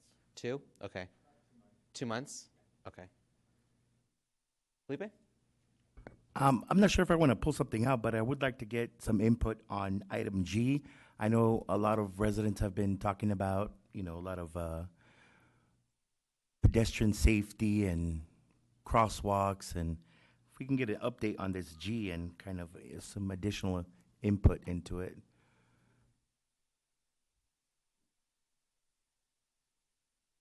Ms. Maldonado? Can you hear me? Yes. Okay, good evening. This is an California Office of Traffic Safety. It's 2 grants that the Watsonville Police Department applied for and got awarded. $120,000 is going to be for selective traffic enforcement. The police department is going to focus on DUI checkpoints and traffic enforcement, and the $35,000 is going to be focusing on pedestrian and bicycle safety. So the police department is going to partner with Ecology Action, and they'll be offering like an educational component to local schools. They'll be teaching the kids to be safer in their bikes and making sure that they cross all the crosswalks safely. They go a couple times to the schools, and they're trying to target new schools this year because this is the second year that we have this grant. Great. Is there further questions for G? Thank you. Just a quick question. You said they're going to focus on traffic safety. Are they going to be looking at jaywalking? Are they going to be or is it just speeding? I mean, are we looking at everything? Jaywalking, speeding. They will be patrolling the streets to make sure that nobody does any violations. Felipe? In Los Angeles, they always do this crosswalks thing that I've been talking about for a while, where they get pedestrians that cross, like in a place like Main Street, like at the plaza, right? And they'll have officers there. I think Salinas has done this several times, but it'd be nice if we could do something like that. Officers would cross, or sometimes they get McGruff in the whole costume with the big hat crossing, and cars won't stop, and they'll pull them over right away for not stopping at the crosswalk. But something like that, I think, would really get the message out when it comes to pedestrian safety. It really get the message out to the community. Yeah, and it's definitely something they can do with this funding as well. Yeah, Go ahead. Yeah. I think we did that on Airport Boulevard, Did, right? yeah. Yes. The CHP yeah, too. the CHP was there. But also on this resolution, there's also going to be purchasing of some devices. Yeah, they're handheld devices. 25 handheld devices. Yes, handheld devices. They're traffic devices. Right now, officers are required to write down traffic citations. With these devices, they can do it electronically. So for record keeping, it'll be a lot more efficient for the officers and also for us to keep track of those traffic citations, so we'll know what's happening, where the need really is, what type of citations the traffic officers are giving. My question is in regards to, because some of our IT is a little backdated, and I'm just wondering if what we're getting is updated and not going to be compatible with what we have. We are working with IT in the purchase of these devices, so we're making sure that it's compatible. Yeah, it'd be a shame that we get these devices and then we can't get that data. Yeah. Thanks. Yeah. Well, thank you, Aurelio. Anybody else? I just wanted to make a comment about D. that we're going to be making improvements on the airport, and I like to see that. It seems like a continuous thing. It's very positive. Yes. So I'm happy to see that. As much as people like commenting on all the work we're doing, they're actually really happy that it's actually happening. So, and now I'm hearing it's like you need to do all the crosswalks with flashing beacons. So, city manager, get on that. We need to start upgrading those. All right, a motion or? I'll make a motion. Okay, first I'll by second Felipe. the motion. Trina seconded. Okay, I think we're ready. Madam Clerk? Bielicic, Yes. Kaufman Gomez, Yes. Dutra, Yes. Garcia, Yes. Gonzalez, Yes. Hernandez. Yes. Yeah. All righty. Okay, on to the first item, and that is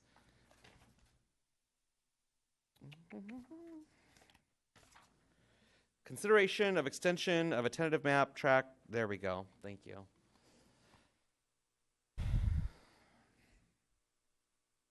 Mr. Meek, thank you for joining us this evening. We're looking forward to this.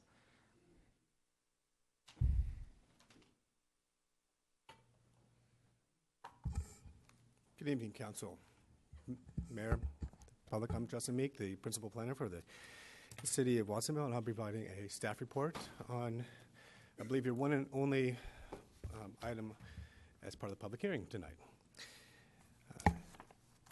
The subject for tonight's, for your consideration, is to consider a time extension for tentative map track number 1595, an associate special use permit with design review, for a period of 1 year to allow construction of 24 condominium units on a 1.77 acre located at 1482 Freedom Boulevard. It's an overview slides of what I'll be touching on during my presentation tonight. Touch on the background, the approved project, the existing site, the proposed project, and the nature of the building permit and why it expired. So on July 5th, 2016, the council approved the following entitlements for this specific project. Again, the tentative map, along with a special use permit with design review, and also recognized the density bonus that was requested by the applicant. Tentative maps have a lifetime of 2 years, and per state law, they can be extended for an additional 12 months. The approved project would provide 24 new condominium units. Each of them has the same floor plan. They're 3-story structures with 3 bedrooms and 2 baths and a 2-car garage that have a floor area of just under 2,000 square feet. There's also site amenities for this project and a common area for a play area with barbecues and a community garden as well. The subject site, which is located near the corner of Freedom and Atkinson, is surrounded by commercial and residential development. The commercial development, of course, is primarily along Freedom, and just to the south of the site is Wendy's Restaurant, and subject of what slowed down the project. To the north of the site is primarily residential. And this is the area in question that we'll get to in just a moment. And the conceptual site plan shows the 24 condominiums and the proposed roads and common areas. And the common area referred to again is primarily in this area. This is a BMP stormwater feature. This, of course, is landscaping next to Freedom Boulevard. And, of course, here's Atkinson with residential across the street. So following the entitlements, in the fall of the same year, the developer submitted for a building permit. During the review of said plans, engineering staff noted that the site improvements would encroach up to 4 feet on the adjoining property that has the Wendy's restaurant. So in part of their comments, they identified this issue and required the applicant to come back and provide an agreement that this would not interfere or affect the operation of the Wendy's restaurant, and that the property owners would sign off on what they're proposing to do. This took a fair amount of time, according to the applicant, to work out a quote-unquote encroachment agreement with the adjoining property owner, and in that time frame, the building permit expired. So they've requested additional time to extend the timeframe for the tentative map so that they can move forward with this specific project. The rationale that they provided, which is included in your packet, is that the issue primarily arose from an error in the survey done initially, and that, of course, it took a fair amount of time for negotiating this encroachment agreement with the adjoining property for an exchange of a small land on either property, which is shown as part of Exhibit D to the attachment that was provided.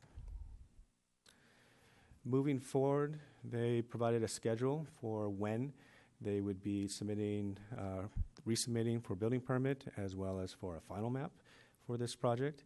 As you can see on this specific slide, they intend to reapply for the building permit in December, and in the following year be able to seek and obtain final map approval by approximately May of next year. They expect to be able to have the building permit issued by August of next year, starting to construct the following month, and approximately taking about a year and a half to construct the units. Approving this action would be consistent with the city's strategic plan in that it would provide additional housing of up to 24 condominium units, and that the original project was found to be consistent with the city's livable community design guidelines.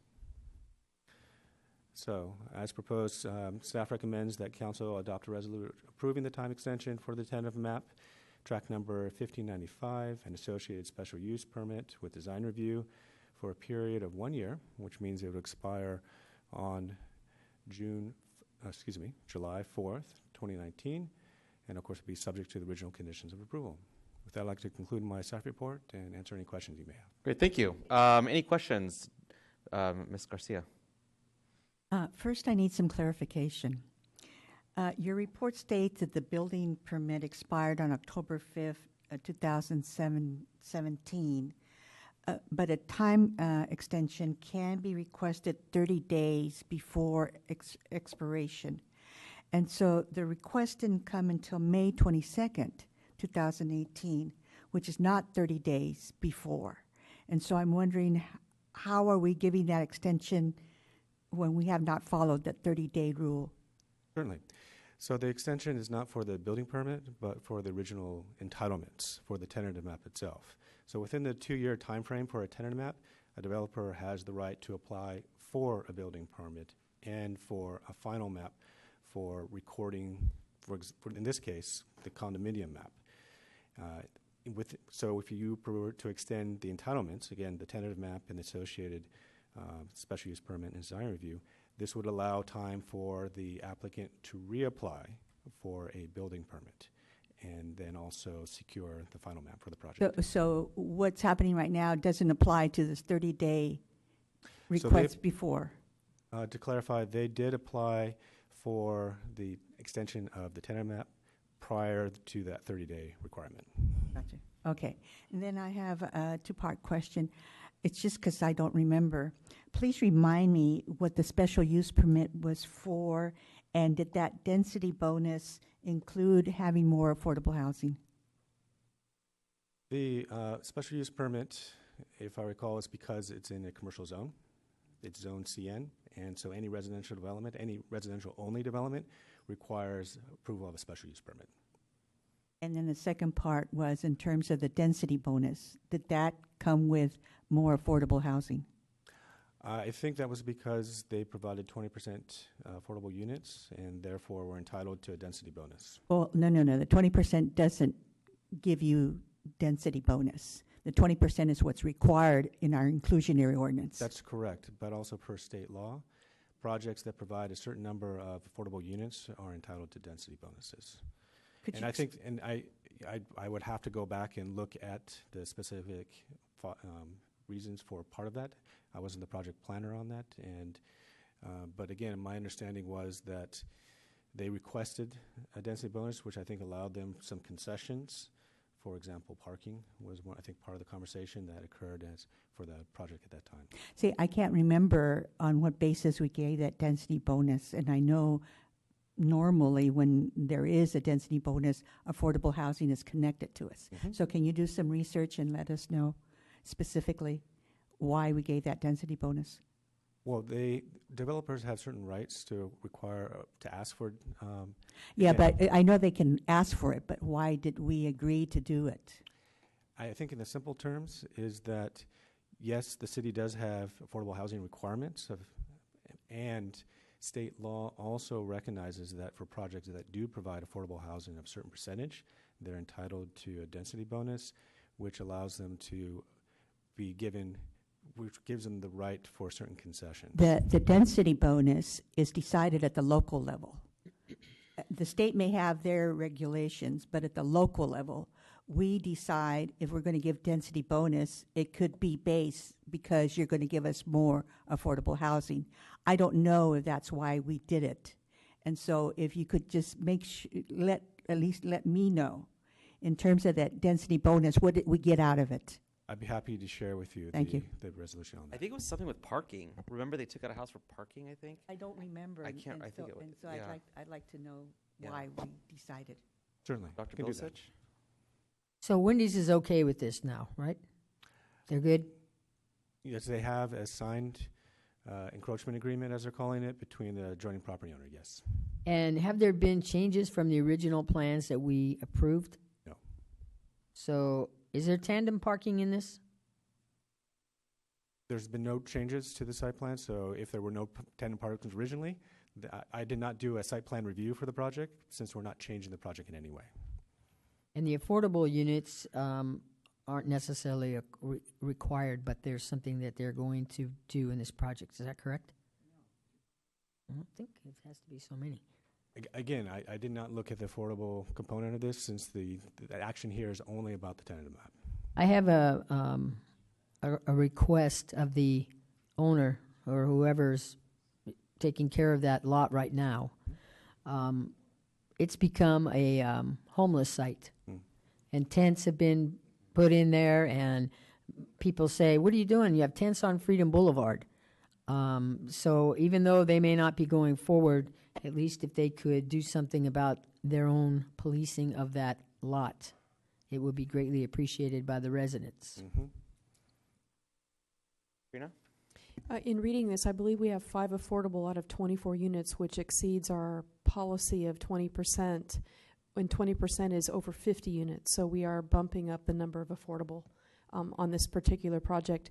And I keep tossing you a couple questions about condo versus townhome, and whether they're actually going to be under a condo with making sure that they get the warrantable condo process through so that the financing can happen.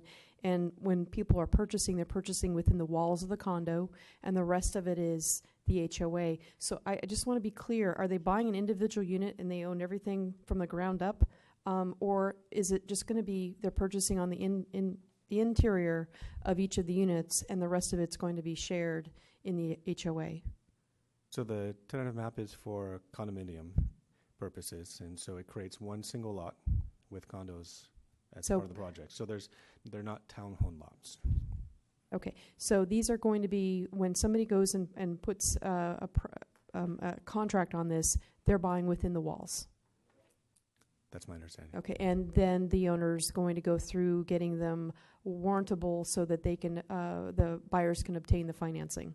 Because FHA requires them to be a warrantable condo, so this is a whole new project that they need to go through in order for this to be warrantable to get an FHA loan.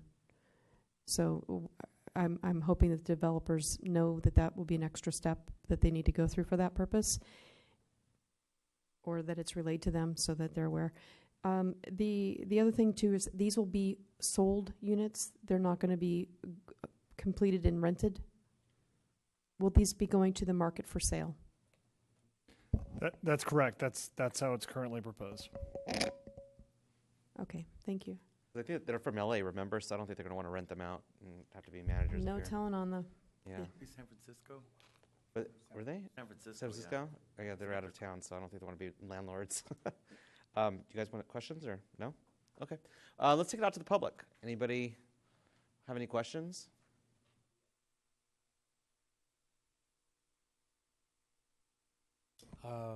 First, Yes, there is homeless tents on Freedom Boulevard. And for those of you watching the Channel 8 News, City of Salinas just declared a housing emergency, asking for federal funds because Market Street is filled with 1,500 people living in tents.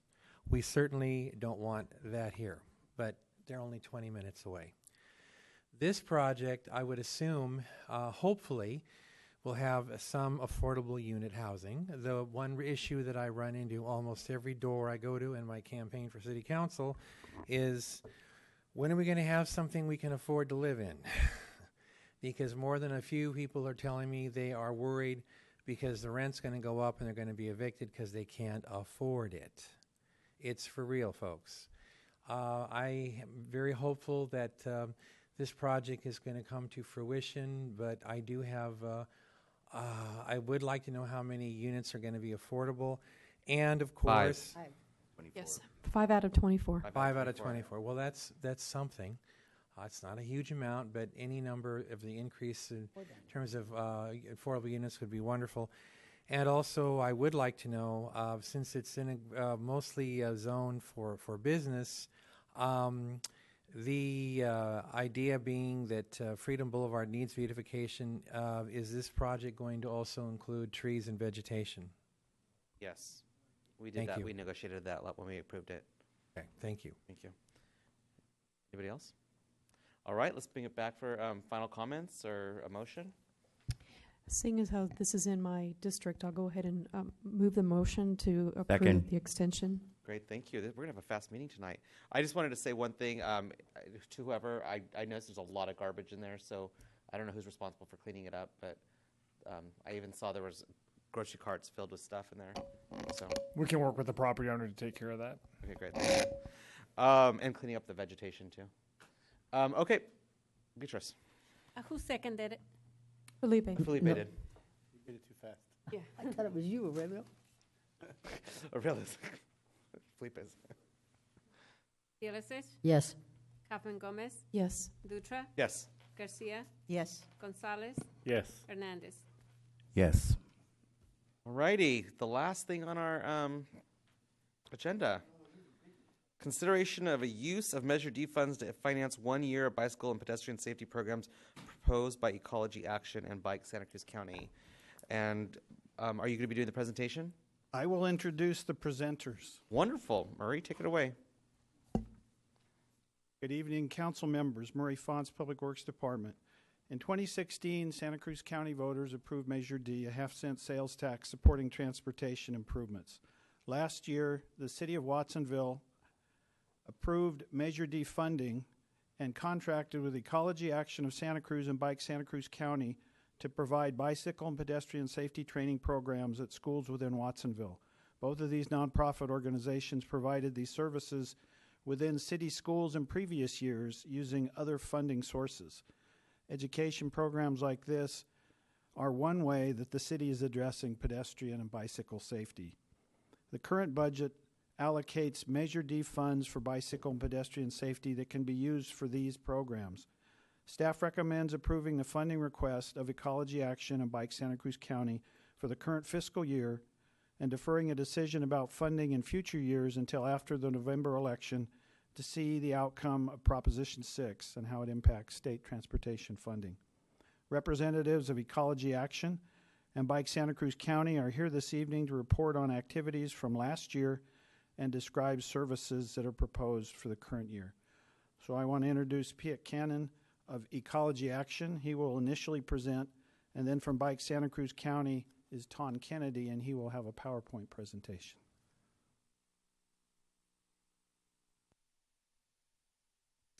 Good evening, Mayor and Council members. My name is Piet Cannon from Ecology Action, and I'm here to tell you about the Ecology Action Youth Bicycle and Pedestrian Safety Programs. These programs are geared towards 5th graders for cycling and 2nd graders for pedestrian safety. Ecology Action has been working in the community of Watsonville for decades to promote both safe and more frequent ridership of bikes and walking to school. This program is meant to complement the city's effort to build more bicycle infrastructure and pedestrian infrastructure so people can get around safely. The program we initiated, well, with the Measure D funds, we were able to serve two elementary schools in Watsonville. So we served a total of 270 students, and our target amount was 250. And we also were able to go to, I guess, 2 more classes than targeted also in last school year. In our program for the youth bike safety, we administered that at H.A. Hyde Elementary School, and we were able to teach, besides teaching some 78 students bicycle safety skills, we actually taught 15 fifth graders how to ride a bicycle. So our programs are very hands-on. We go into the classrooms and do a presentation telling the children about the best practices for bicycle safety, and then we come back within a week or two and we have them on the blacktop actually riding bicycles. And if the youth don't have bicycles, then we provide them with bicycles. So once they're done with our training over 2 days, they're able to put the practices that they learn into action and ride more safely and more confidently. And with the pedestrian safety, we target second graders. So we were at Starlight Elementary School, and we reached more students there. So we reached 192 students at Starlight. And we do the same kind of presentation in the classroom with best practices, and then we take them on a walking field trip so they understand what they need to do in terms of safety as pedestrians going across crosswalks. So these are some of the these are the programs that we initiate. We'll be doing the same for this fiscal year and this school year at elementary, 2 elementary schools in Watsonville with the funds that we're requesting of $10,000. And also just to add to, the Watsonville Police Department had OTS funds, and so we are part of that effort too. So, this Measure D funds is just covering 2 schools, but we work with other public agencies in the city of Watsonville to bring in other funds. We work with the public works staff to bring in state active transportation funds to be able to cover as many classrooms and many students as possible in Watsonville to provide them with bike and walk safety. So thank you for your consideration for using Measure D funds to fund these 2 programs. Thank you. And Todd.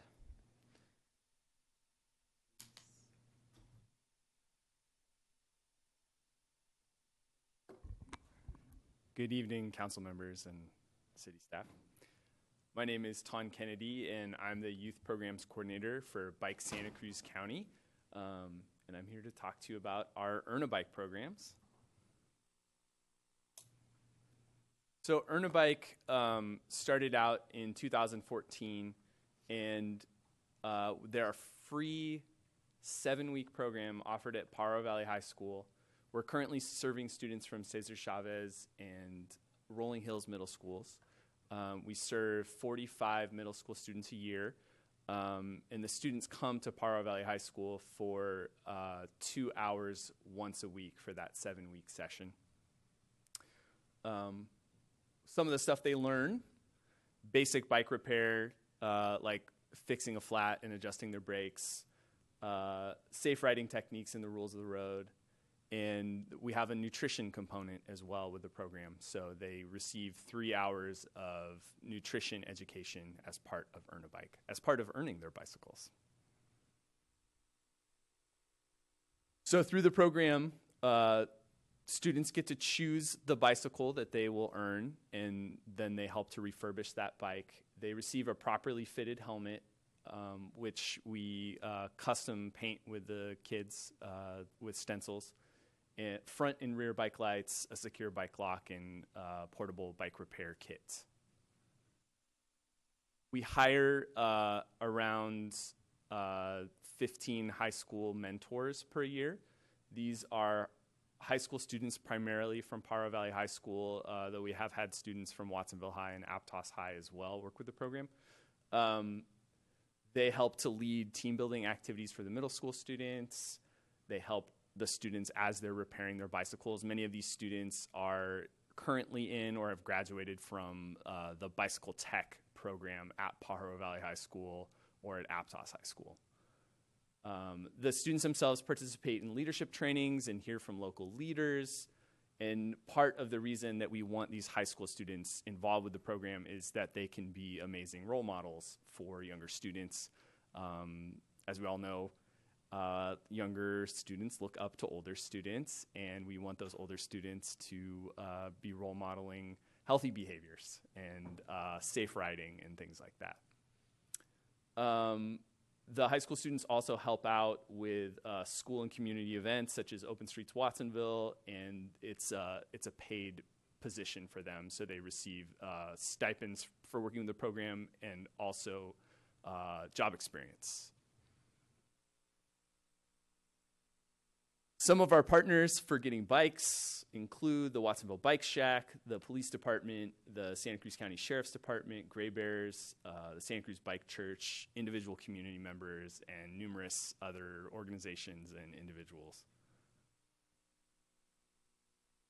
PVUS, we couldn't do it without extended learning. They help us with administration support and being able to use the facility, the bike tech classroom at Pajaro Valley High School. That's a partnership between the CTE, formerly ROP, from the county, and Project Bike Tech, a local nonprofit. County Health Services provides helmets for youth and nutrition education. Ecology Action, who you just heard from, provides in-depth bike safety training and rodeos. And as I mentioned, Project Bike Tech partner. So some of our accomplishments, we served 45 students, getting them 45 bikes and the assorted materials. And we're seeing that participants ride more because of Earn a Bike. They increase their confidence in safely navigating traffic and increase their confidence in making basic bike repairs. So some of our data. Prior to Earn a Bike, 52% of students said they rarely or never rode bicycles. 51% reported that they never wore helmets when they did ride. And after completing Earn a Bike, 93% of students anticipated they would ride daily or weekly. 87% said they would wear a helmet every time they rode their new bikes. 88% of respondents agreed they were more comfortable riding with traffic and that they felt they understood the rules for bikes and for cars. And 91% felt that they were confident making minor repairs on their bicycles, such as fixing a flat and putting their chain back on and adjusting their brakes.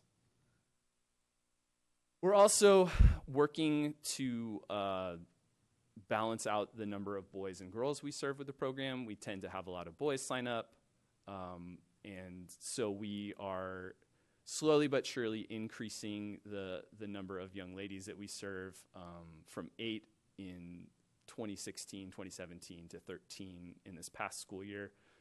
We hired 3 high school program mentors and hosted a focus group looking at some of the issues for middle and high school girls in relationship to choosing active transportation. And I'm happy to share that information with you if you're interested in looking at that. So thank you. It's made a huge difference to have funding support from the City of Watsonville through Major D funds. We'd like to continue to do this program. Unfortunately, some of the grants that we've applied for have not come through, and so your funding support would make a huge difference for us to be able to continue to do this. And I'm open to any questions. Thank you. Thank you. Quick question: Has any other Santa Cruz or any other cities put in grant money for you guys? So specifically for Watsonville? Yeah, so this is just for the Watsonville? This is just the Watsonville program. We also have a Live Oak program and are just starting a Santa Cruz program. And are they contributing into their programs? Yes. Those programs are all receiving Measure D money. Measure D money? Okay, great. Thank you. Anybody who'd like to go first? Felipe, do you want to ask something? I know you're the bike person, so...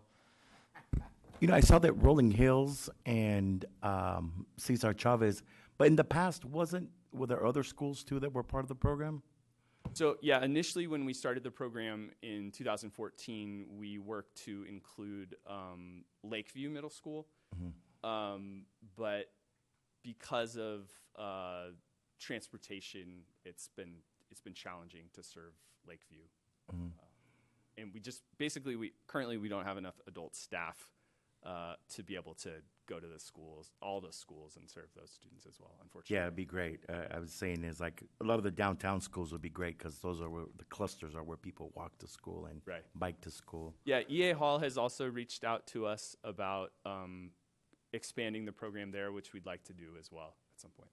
Yeah, I know when I was young, I rode my bike to EA Hall, and that was.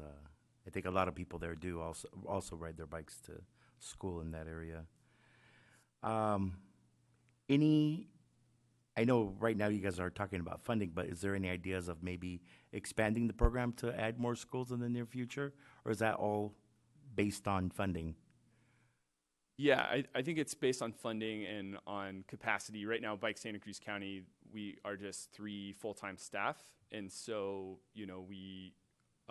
we have a number of part-time employees, but I would like to expand the program. In fact, we looked at doubling the number of students we served in Watsonville and started to work on a community foundation grant for that, and then that got shifted. And then partnering with Science Workshop to provide mobile bike repair and train some of their youth in more in-depth in bike mechanics. So yeah, I would really love to see that happen. That'd be great. Thank you. Yes, Rebecca. This question is for Ecology Action.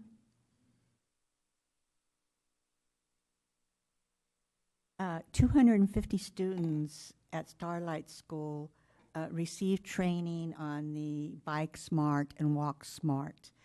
What data is being collected to show that training, in fact, has an impact? Well, actually, just to update the staff report, so it was, I believe it was 78 students were taught bike safety training at H.A. Hyde, and then there was 100, and I know my paper, 192 roughly at Starlight were taught pedestrian safety. So it's 2 schools. So we actually did more pedestrian safety, and then for both presentations for both the biking and the walking safety, we do a baseline survey. So we survey the kids and ask them, how much they walk to school. We ask them about, give them a little test of their knowledge of bike and walk safety. And then after we do our 2, points of education with them, we'd give them a follow-up survey and ask them the same question to score their. And what were the results of those, the follow-up survey? So I don't have all that data right at the tip of my hands, but the increases are anywhere from like 25% to 50% increased knowledge of the best practices. And they also, we ask them if they will ride their bikes more, and they, generally say, they will to a large degree. So we do track that, and then we also do survey the teachers and ask them, about the quality of the program and how impactful it was. So we do keep tabs on that. Okay, thank you. Aurelio, another bicyclist. Another bicyclist. I ride my bike to go to city managers' meetings. Oh, great.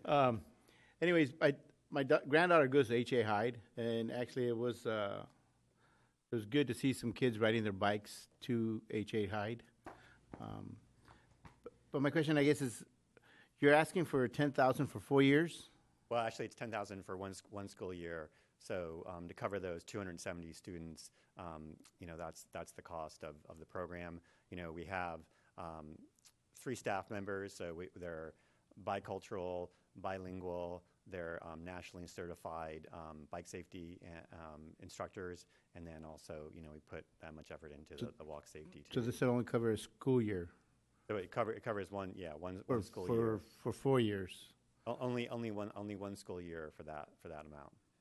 But the resolution is asking, you want it for 4 consecutive years? Well, I think the staff recommendation is for one school right, that's year. That's what I'm understanding, is the resolution is being $10,000 for 4 years for. What it says is, Murray will explain it. Piet is correct. They requested $10,000 for the next 4 years. Staff suggested that we look at just this coming fiscal year and wait until the Proposition 6 decision is made before we spend monies that may or may not be there. But this is coming from Measure D, right? You're correct, but if the if the Proposition 6 money goes away, we may not have this discretionary money for bike projects. We may want to spend that on construction projects. Okay. Thank you. Back to you. Sorry about that. Didn't realize I was going to staff.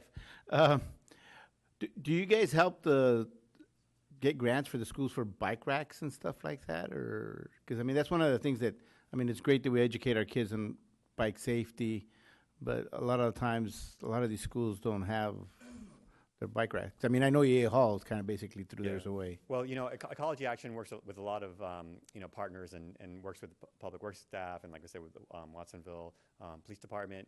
And so this is just one part of influencing it. So for like the bike racks and other infrastructure, we work with the Public Works Department to apply for, and we successfully have gotten Caltrans planning grants and also Caltrans active transportation grants that provide funds for such things. I mean, I'm not remembering specifically bike racks, but infrastructure improvements, such as bike lanes and crosswalks and those flashing beacons. So we do work on all those elements, and we're going to be actually doing a Safe Routes to School planning effort here on Wednesday and Thursday in the Watsonville community, getting input from Watsonville parents and citizens about how to improve bicycle safety and walking. So we're working on a lot of different levels to not just improve the students' knowledge and practice, but also the infrastructure that supports that. And I'm hoping that the Parker Valley Unified School District is also partnering with you. Yes, on this. Yeah, there are many partners, and right? I name one, and I neglect to name a few others. So I'm sorry for doing that. Along with Pike Santa Cruz County, along with the County Health Services Department, it takes a village, and we're just one of the players that all make the team that is trying to improve bicycle and walking safety and frequency in the city of Watsonville. Thank you. One thing I have is you have a staff of 3 stretched pretty thin considering the number of schools that we've got that we're working on here. How easy is this curriculum able to be replicated so that it can stretch a bit further, maybe out after school programs or something along the lines of working with the teachers? How do we stretch this so that we get to more kids? Are you specifically speaking to Earn a Bike? The education component of the safety factor. Oh. So in terms of the safety factor, I mean, I guess our current model is, to use that and just increase the resources. So, our ultimate goal is we have a campaign called Every Fifth Grader, and the idea is to have every fifth grader be taught bicycle safety education, each year, because obviously there's a new class of fifth graders in beginning this fall, so in every other fall. So, to do that, we our strategy has been to look at a diverse funding source. So, Measure D is one funding source. Then there's state funding, there's federal funding, and then there's grants from foundations, and then there's private donations. So Ecology Action has gone out and tried to fill that gap through private donations. And so, we're close to filling that gap, and our ultimate goal is to be able to provide, each student, the bicycle safety is one step, and then the next step will be the walk safety, 100%. So, that's our current strategy. We haven't modified it any other way at this point.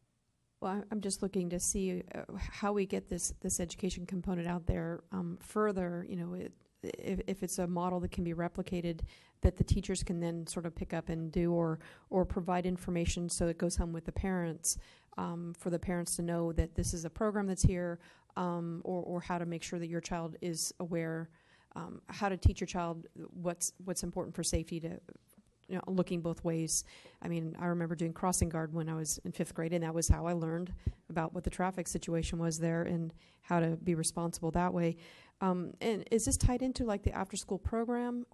Is that most of it we don't do in the after-school program. We do it in school. We just find that that's the best way to capture the highest number of students and get their attention.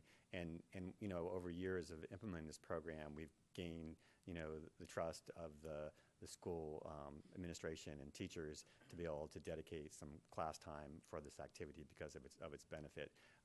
But there are some after-school programs, that do provide these type of safety programs. And then outside of the classroom, we do have some public education, like we go to open streets and other public events and provide the safety rodeos. But they're done in a different, not as in-depth and quality, because the time is shorter and the attention spans of the kids is not as good. So yeah, because I can see something like this with PAL or Parks and Rec Division and making sure that those are out there. I mean, the children after school could bicycle to one of the parks, and maybe there's something there that can be part of the partnership here with where our youth are after school, where they probably would be riding their bikes at that time.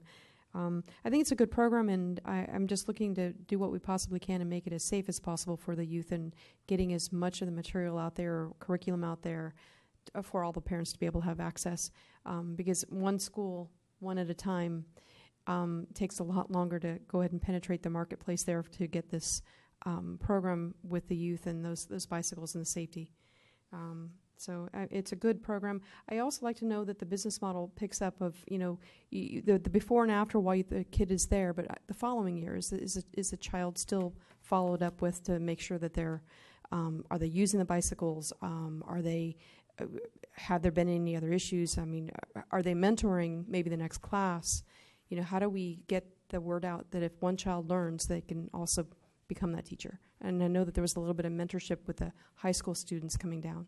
yeah, and that's how Ecology Action's programs are complementary with Bike Santa Cruz programs, that are more in depth and spreading, having student mentors mentoring younger students, and then also we are looking for ways to have greater impact throughout the child's school career, from second grade all the way to fifth grade that we're coming now, but even through middle school and through high school too. We are looking for other mechanisms. I mean, we do also host the annual twice a year bike and walk to school day, so that's at quite a few Watsonville schools.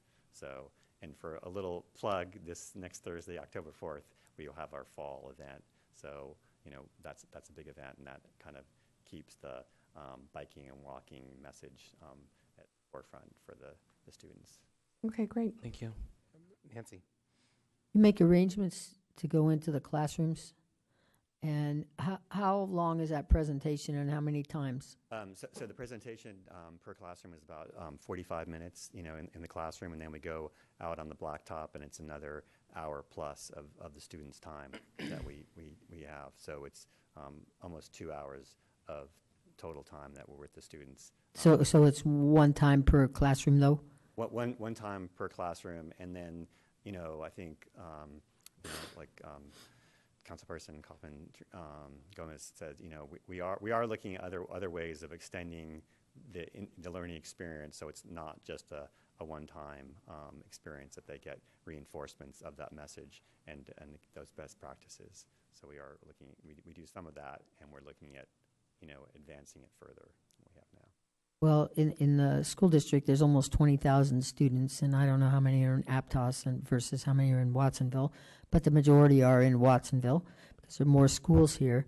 And I'm concerned that we're not getting it out to enough. If you're only going into second and fifth grade and you're only going to 2 schools in a year, it doesn't seem like it's enough. I mean, we have a lot of students that, and I understand you're concentrating on second and fifth grade, but you have third and fourth graders, you have sixth graders, you have high school kids. They're all, everybody's different, and how they pay attention to bicycle rules, the rules of the road, or don't. And the same thing with walking. I mean, they dart out into the streets. It's a big issue, a community issue. Yeah. But it just seems we have to find a way to expand this program. I don't know expense-wise if we're paying $10,000 a year and giving education to 250, 300 students, it seems expensive to me, but maybe it's not. Well, I mean, the per, I don't have the figures in my head, the per cost student numbers, but when you break it down per student, I feel like it's worth it. And, like I said, our instructors are certified in national program. they're trained, and they're also like I said, bicultural, bilingual for the student population appropriate for it. And then also, just to clarify, for this Measure D request, it's two schools, but we're a lot more Watsonville schools through state funding, through federal funding, and through like the Office of Traffic Safety. So I don't have the numbers right at my hand, but we're close to at least 50% of the schools that we're at in Watsonville. So elementary schools, even though we do just target second and fifth grade students. And when we're with you though, we want to expand it. We want to make it so the dominant behavior is kids looking both ways, kids wearing their helmets, kids riding with traffic, and obeying all the traffic laws and being safe. Do the classroom teachers participate? Do you know? Do they follow up? Is there anything about bicycle safety in the classrooms, or do you know? We do provide them with materials for follow-up materials that they can use at their discretion, and then we have our twice a year bike and walk programs, and then we work with our partners too that are in the schools.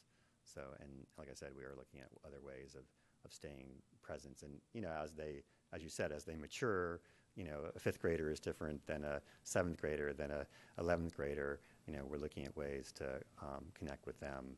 But what they learn in fifth grade may really help them not to be as aggressive in eighth grade. They've learned safety. They carry it with them if they do. I mean, it's not too expensive for life. Yep. And kids need more education. I mean, if we look at your program, it might be, I don't know, $35 a student. Is that too much?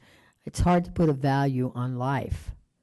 And certainly $35 is nothing. But on the other hand, can we make it so that it gets to more students? That's the thing that's important, I think, in our community, because you look at the crosswalks and kids are just got their headphones on and they just walk out there, or they're listening on their phone, or they're not paying attention to traffic. And I think sometimes the drivers are really challenged because it's 3,000 pounds to stop on a dime is not easily.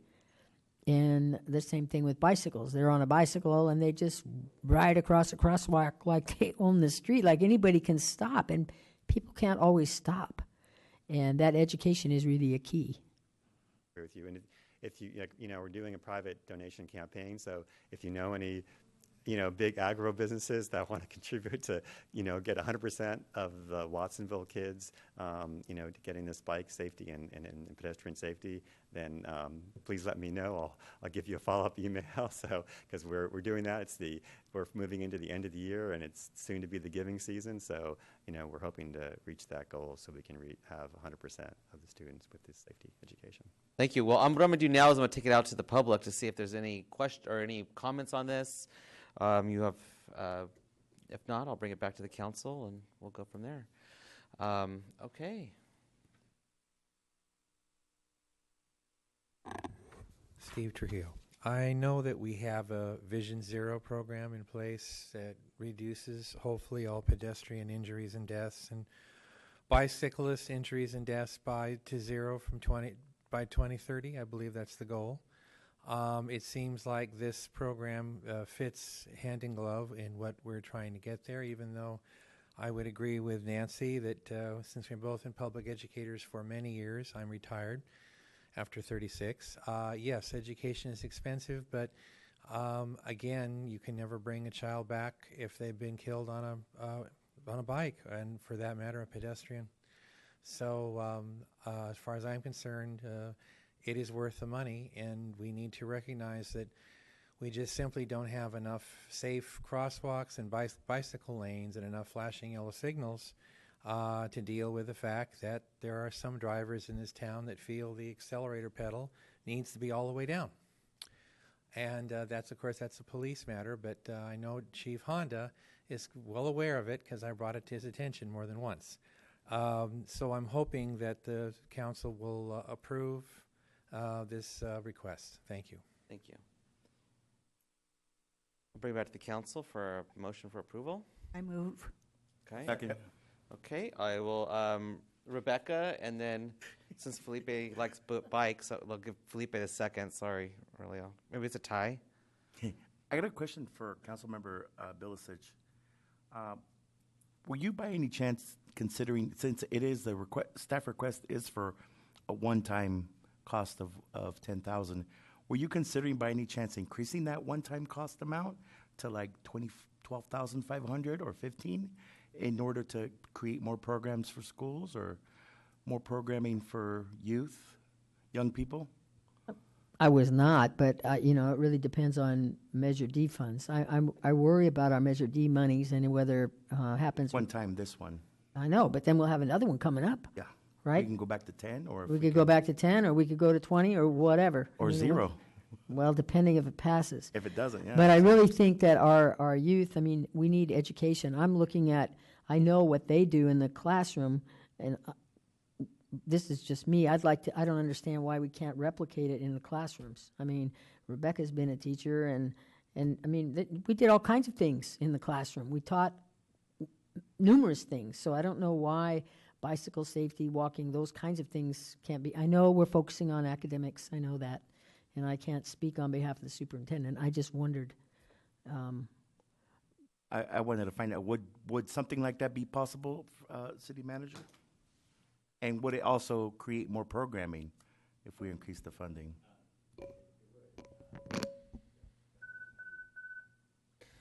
So, Councilmember Hernandez, I would have to defer to Steve and Maria Esther. I will say that we have a number of demands on our transportation funding, and obviously, if there's opportunity to expand it, it's an excellent program. I think it dovetails well with the infrastructure enhancements that we have planned, but there is the uncertainty of Prop 6, which would have a major reduction of our total transportation funds. I know we're talking about one time for this year, so right. I will ask Steve or Maria Esther to come up and talk about overall Measure D funds. Good evening, Mayor Pro Tem and Council.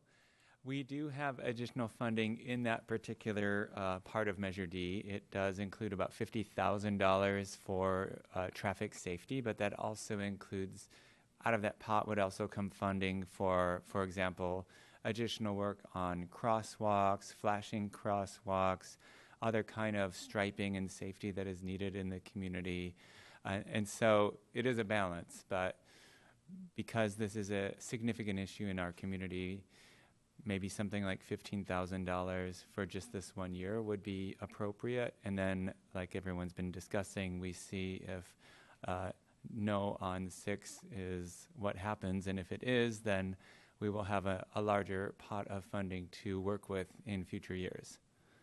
Okay. I have a question on that.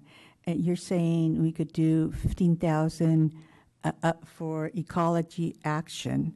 However, we also have Earn a Bike. Well, they have to split it. And it would seem that we shouldn't give to one without giving to the other.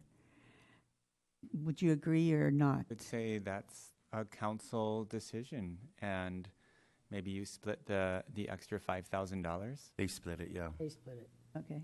Yeah, so just to add to Steve's comment, again, we're trying to balance it with, and as the council knows, there's been a lot of interest and requests for crosswalk improvements, flashing light beacons, other infrastructure enhancements that add up quickly as well. So if there was an interest by the council to increase the total allocation to $15,000, then split that 50-50 between the two groups, that would seem fair. The motion, as the maker of the motion, then I would amend my motion to include increasing a total of $5,000 to be split between ecology action and Earn a Bike. And I would also agree to that as a second for that motion. Okay, thank you. I have a question. So with the balance, how much is a crosswalk with the flashing beacons? What does that run usually? They're about 15,000. 15? Oh, wow. Mm-hmm. So not that I want to, it sounds like we have some money in that little Measure D pocket. I mean, can we start, because I know there's a lot of, like on East Lake Avenue right there, that's really dangerous. It's dark at night. Yes. By Barcy's Liquor? By my house, too. Yeah. Oh, yeah. I mean, there are areas that, I think we really need to focus on maybe getting these in there that are really I've almost seen people get killed there, so the fact that we do have some money in our Measure D pot, can we look at that? Well, that pot also will fund neighborhood traffic improvements and neighborhood traffic plans, and we have several of those already in the works where people are requesting different kind of improvements, striping, speed bumps, additional slowing down of traffic. So it also would pull out of that pool of funding. Are you going to bring to us I a got list? a question. But and according to the CIP, there was 50,000 just set aside for pedestrian safety, correct? Right. And then there, what you're talking about striping and flashing lights, that there was a different amount allocated to that. Is that the same? Oh, it's all the same pot. Because I was reviewing it, and it seems like we have funding from other sources. I mean, I could pull up the book. I didn't think it was going to come to this.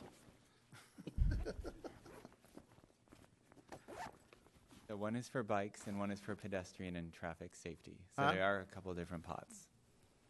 So Yeah, because here, according to the capital improvement plan that you guys approved, we have pedestrian and traffic safety that's been allocated $50,000. Right. And then we have maintenance of roads, and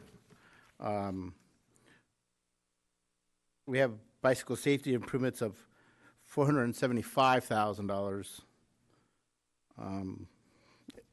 So Right. Okay. page 149 and page 150. Okay. So the bicycle safety also includes things like green lanes, bike racks, some of the other things you were asking about earlier. This comes out of that Hardware. that pot of money. Infrastructure. On that same 50,000. Under the bicycle safety pot, yeah. But there is money if you would like to move forward with this. I think some of us want to move forward with the crosswalks too. So I think Yeah, I don't want that's anything. I mean, there's some really Yeah, dangerous there's a lot of areas in things this we want to move community. forward with. And, Mayor and Council, if Steve could provide a quick update on how often the Measure D project list comes back, that's part of this conversation too, so that can help you, the council, understand that we're constantly working towards this being a priority. The crosswalks, pedestrian safety is a topic that comes up often as we work on the budget, and it is something that gets updated over time. And actually, we were hoping to come to next council meeting with a traffic safety update from Public Works and Police combined. And so as part of that, we could also bring maybe an update on the funding available for these particular kinds of projects when we come next council meeting, if that's going to work. And can you maybe list the projects that you guys have already slated? That was on our agenda, our idea for next council meeting was to discuss kind of what are the projects we've done over the last couple of years, what are in the works in the coming year or two, just to give you an update, because it's such a hot issue right now. It is. I'm sure we all hear about it, all of us. So. Yeah.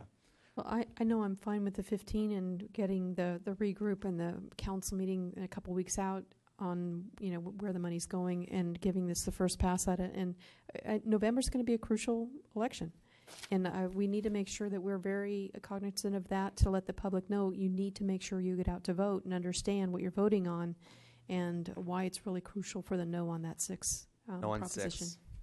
Okay, Nancy. I'm not ready to support the extra 5 because I want to make sure it doesn't have an impact on the crosswalks.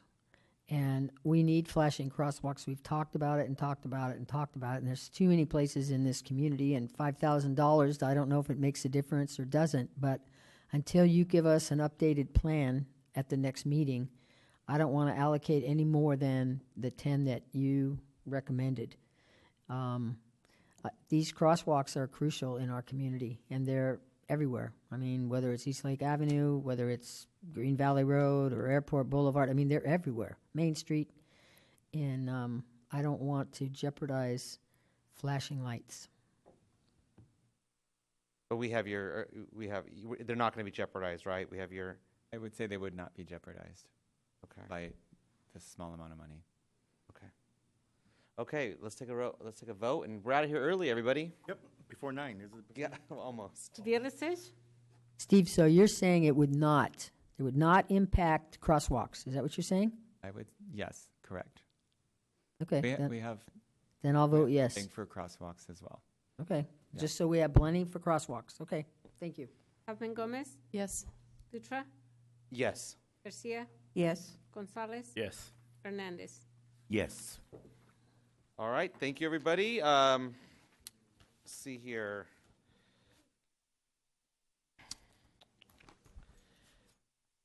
Any requests and scheduling for future items? Nancy, the fire station? Fire station is automatic. We know that. No, I want to talk about residential parking. Residential parking? Okay. Do we know when that's coming? Councilmember Bilsich, so we have that on our list from a prior request. We will be bringing the full list of items to the next agenda review. We've just been working on updates from staff in terms of timeline and resources. Rebecca? Yes, as you know, there's a lot of controversy taking place on the rent control measure that will be on the ballot in November for Santa Cruz. And as I do a little bit of research, I have learned that instead of rent control, there are cities that have housing ordinances that protect renters and support landlords. So my request is that staff explore the possibility of amending our housing ordinance by reviewing the ordinances of 3 cities, Richmond, Glendale, and San Jose, and see if there's any language we may want to use to amend our housing ordinance. Thank you. I just want to make sure that when we come back next week that we have a list of all the projects that we're going to be talking about, and because I think we're going to have a really good conversation about which crosswalks in this community I think we find as critical. I know for the last 4 years you've been hearing from me, but I'm sure we all have them in our districts. And as Steve mentioned, it's timely with the Prop 6 conversation coming up in November around the corner, so we plan to bring that in October.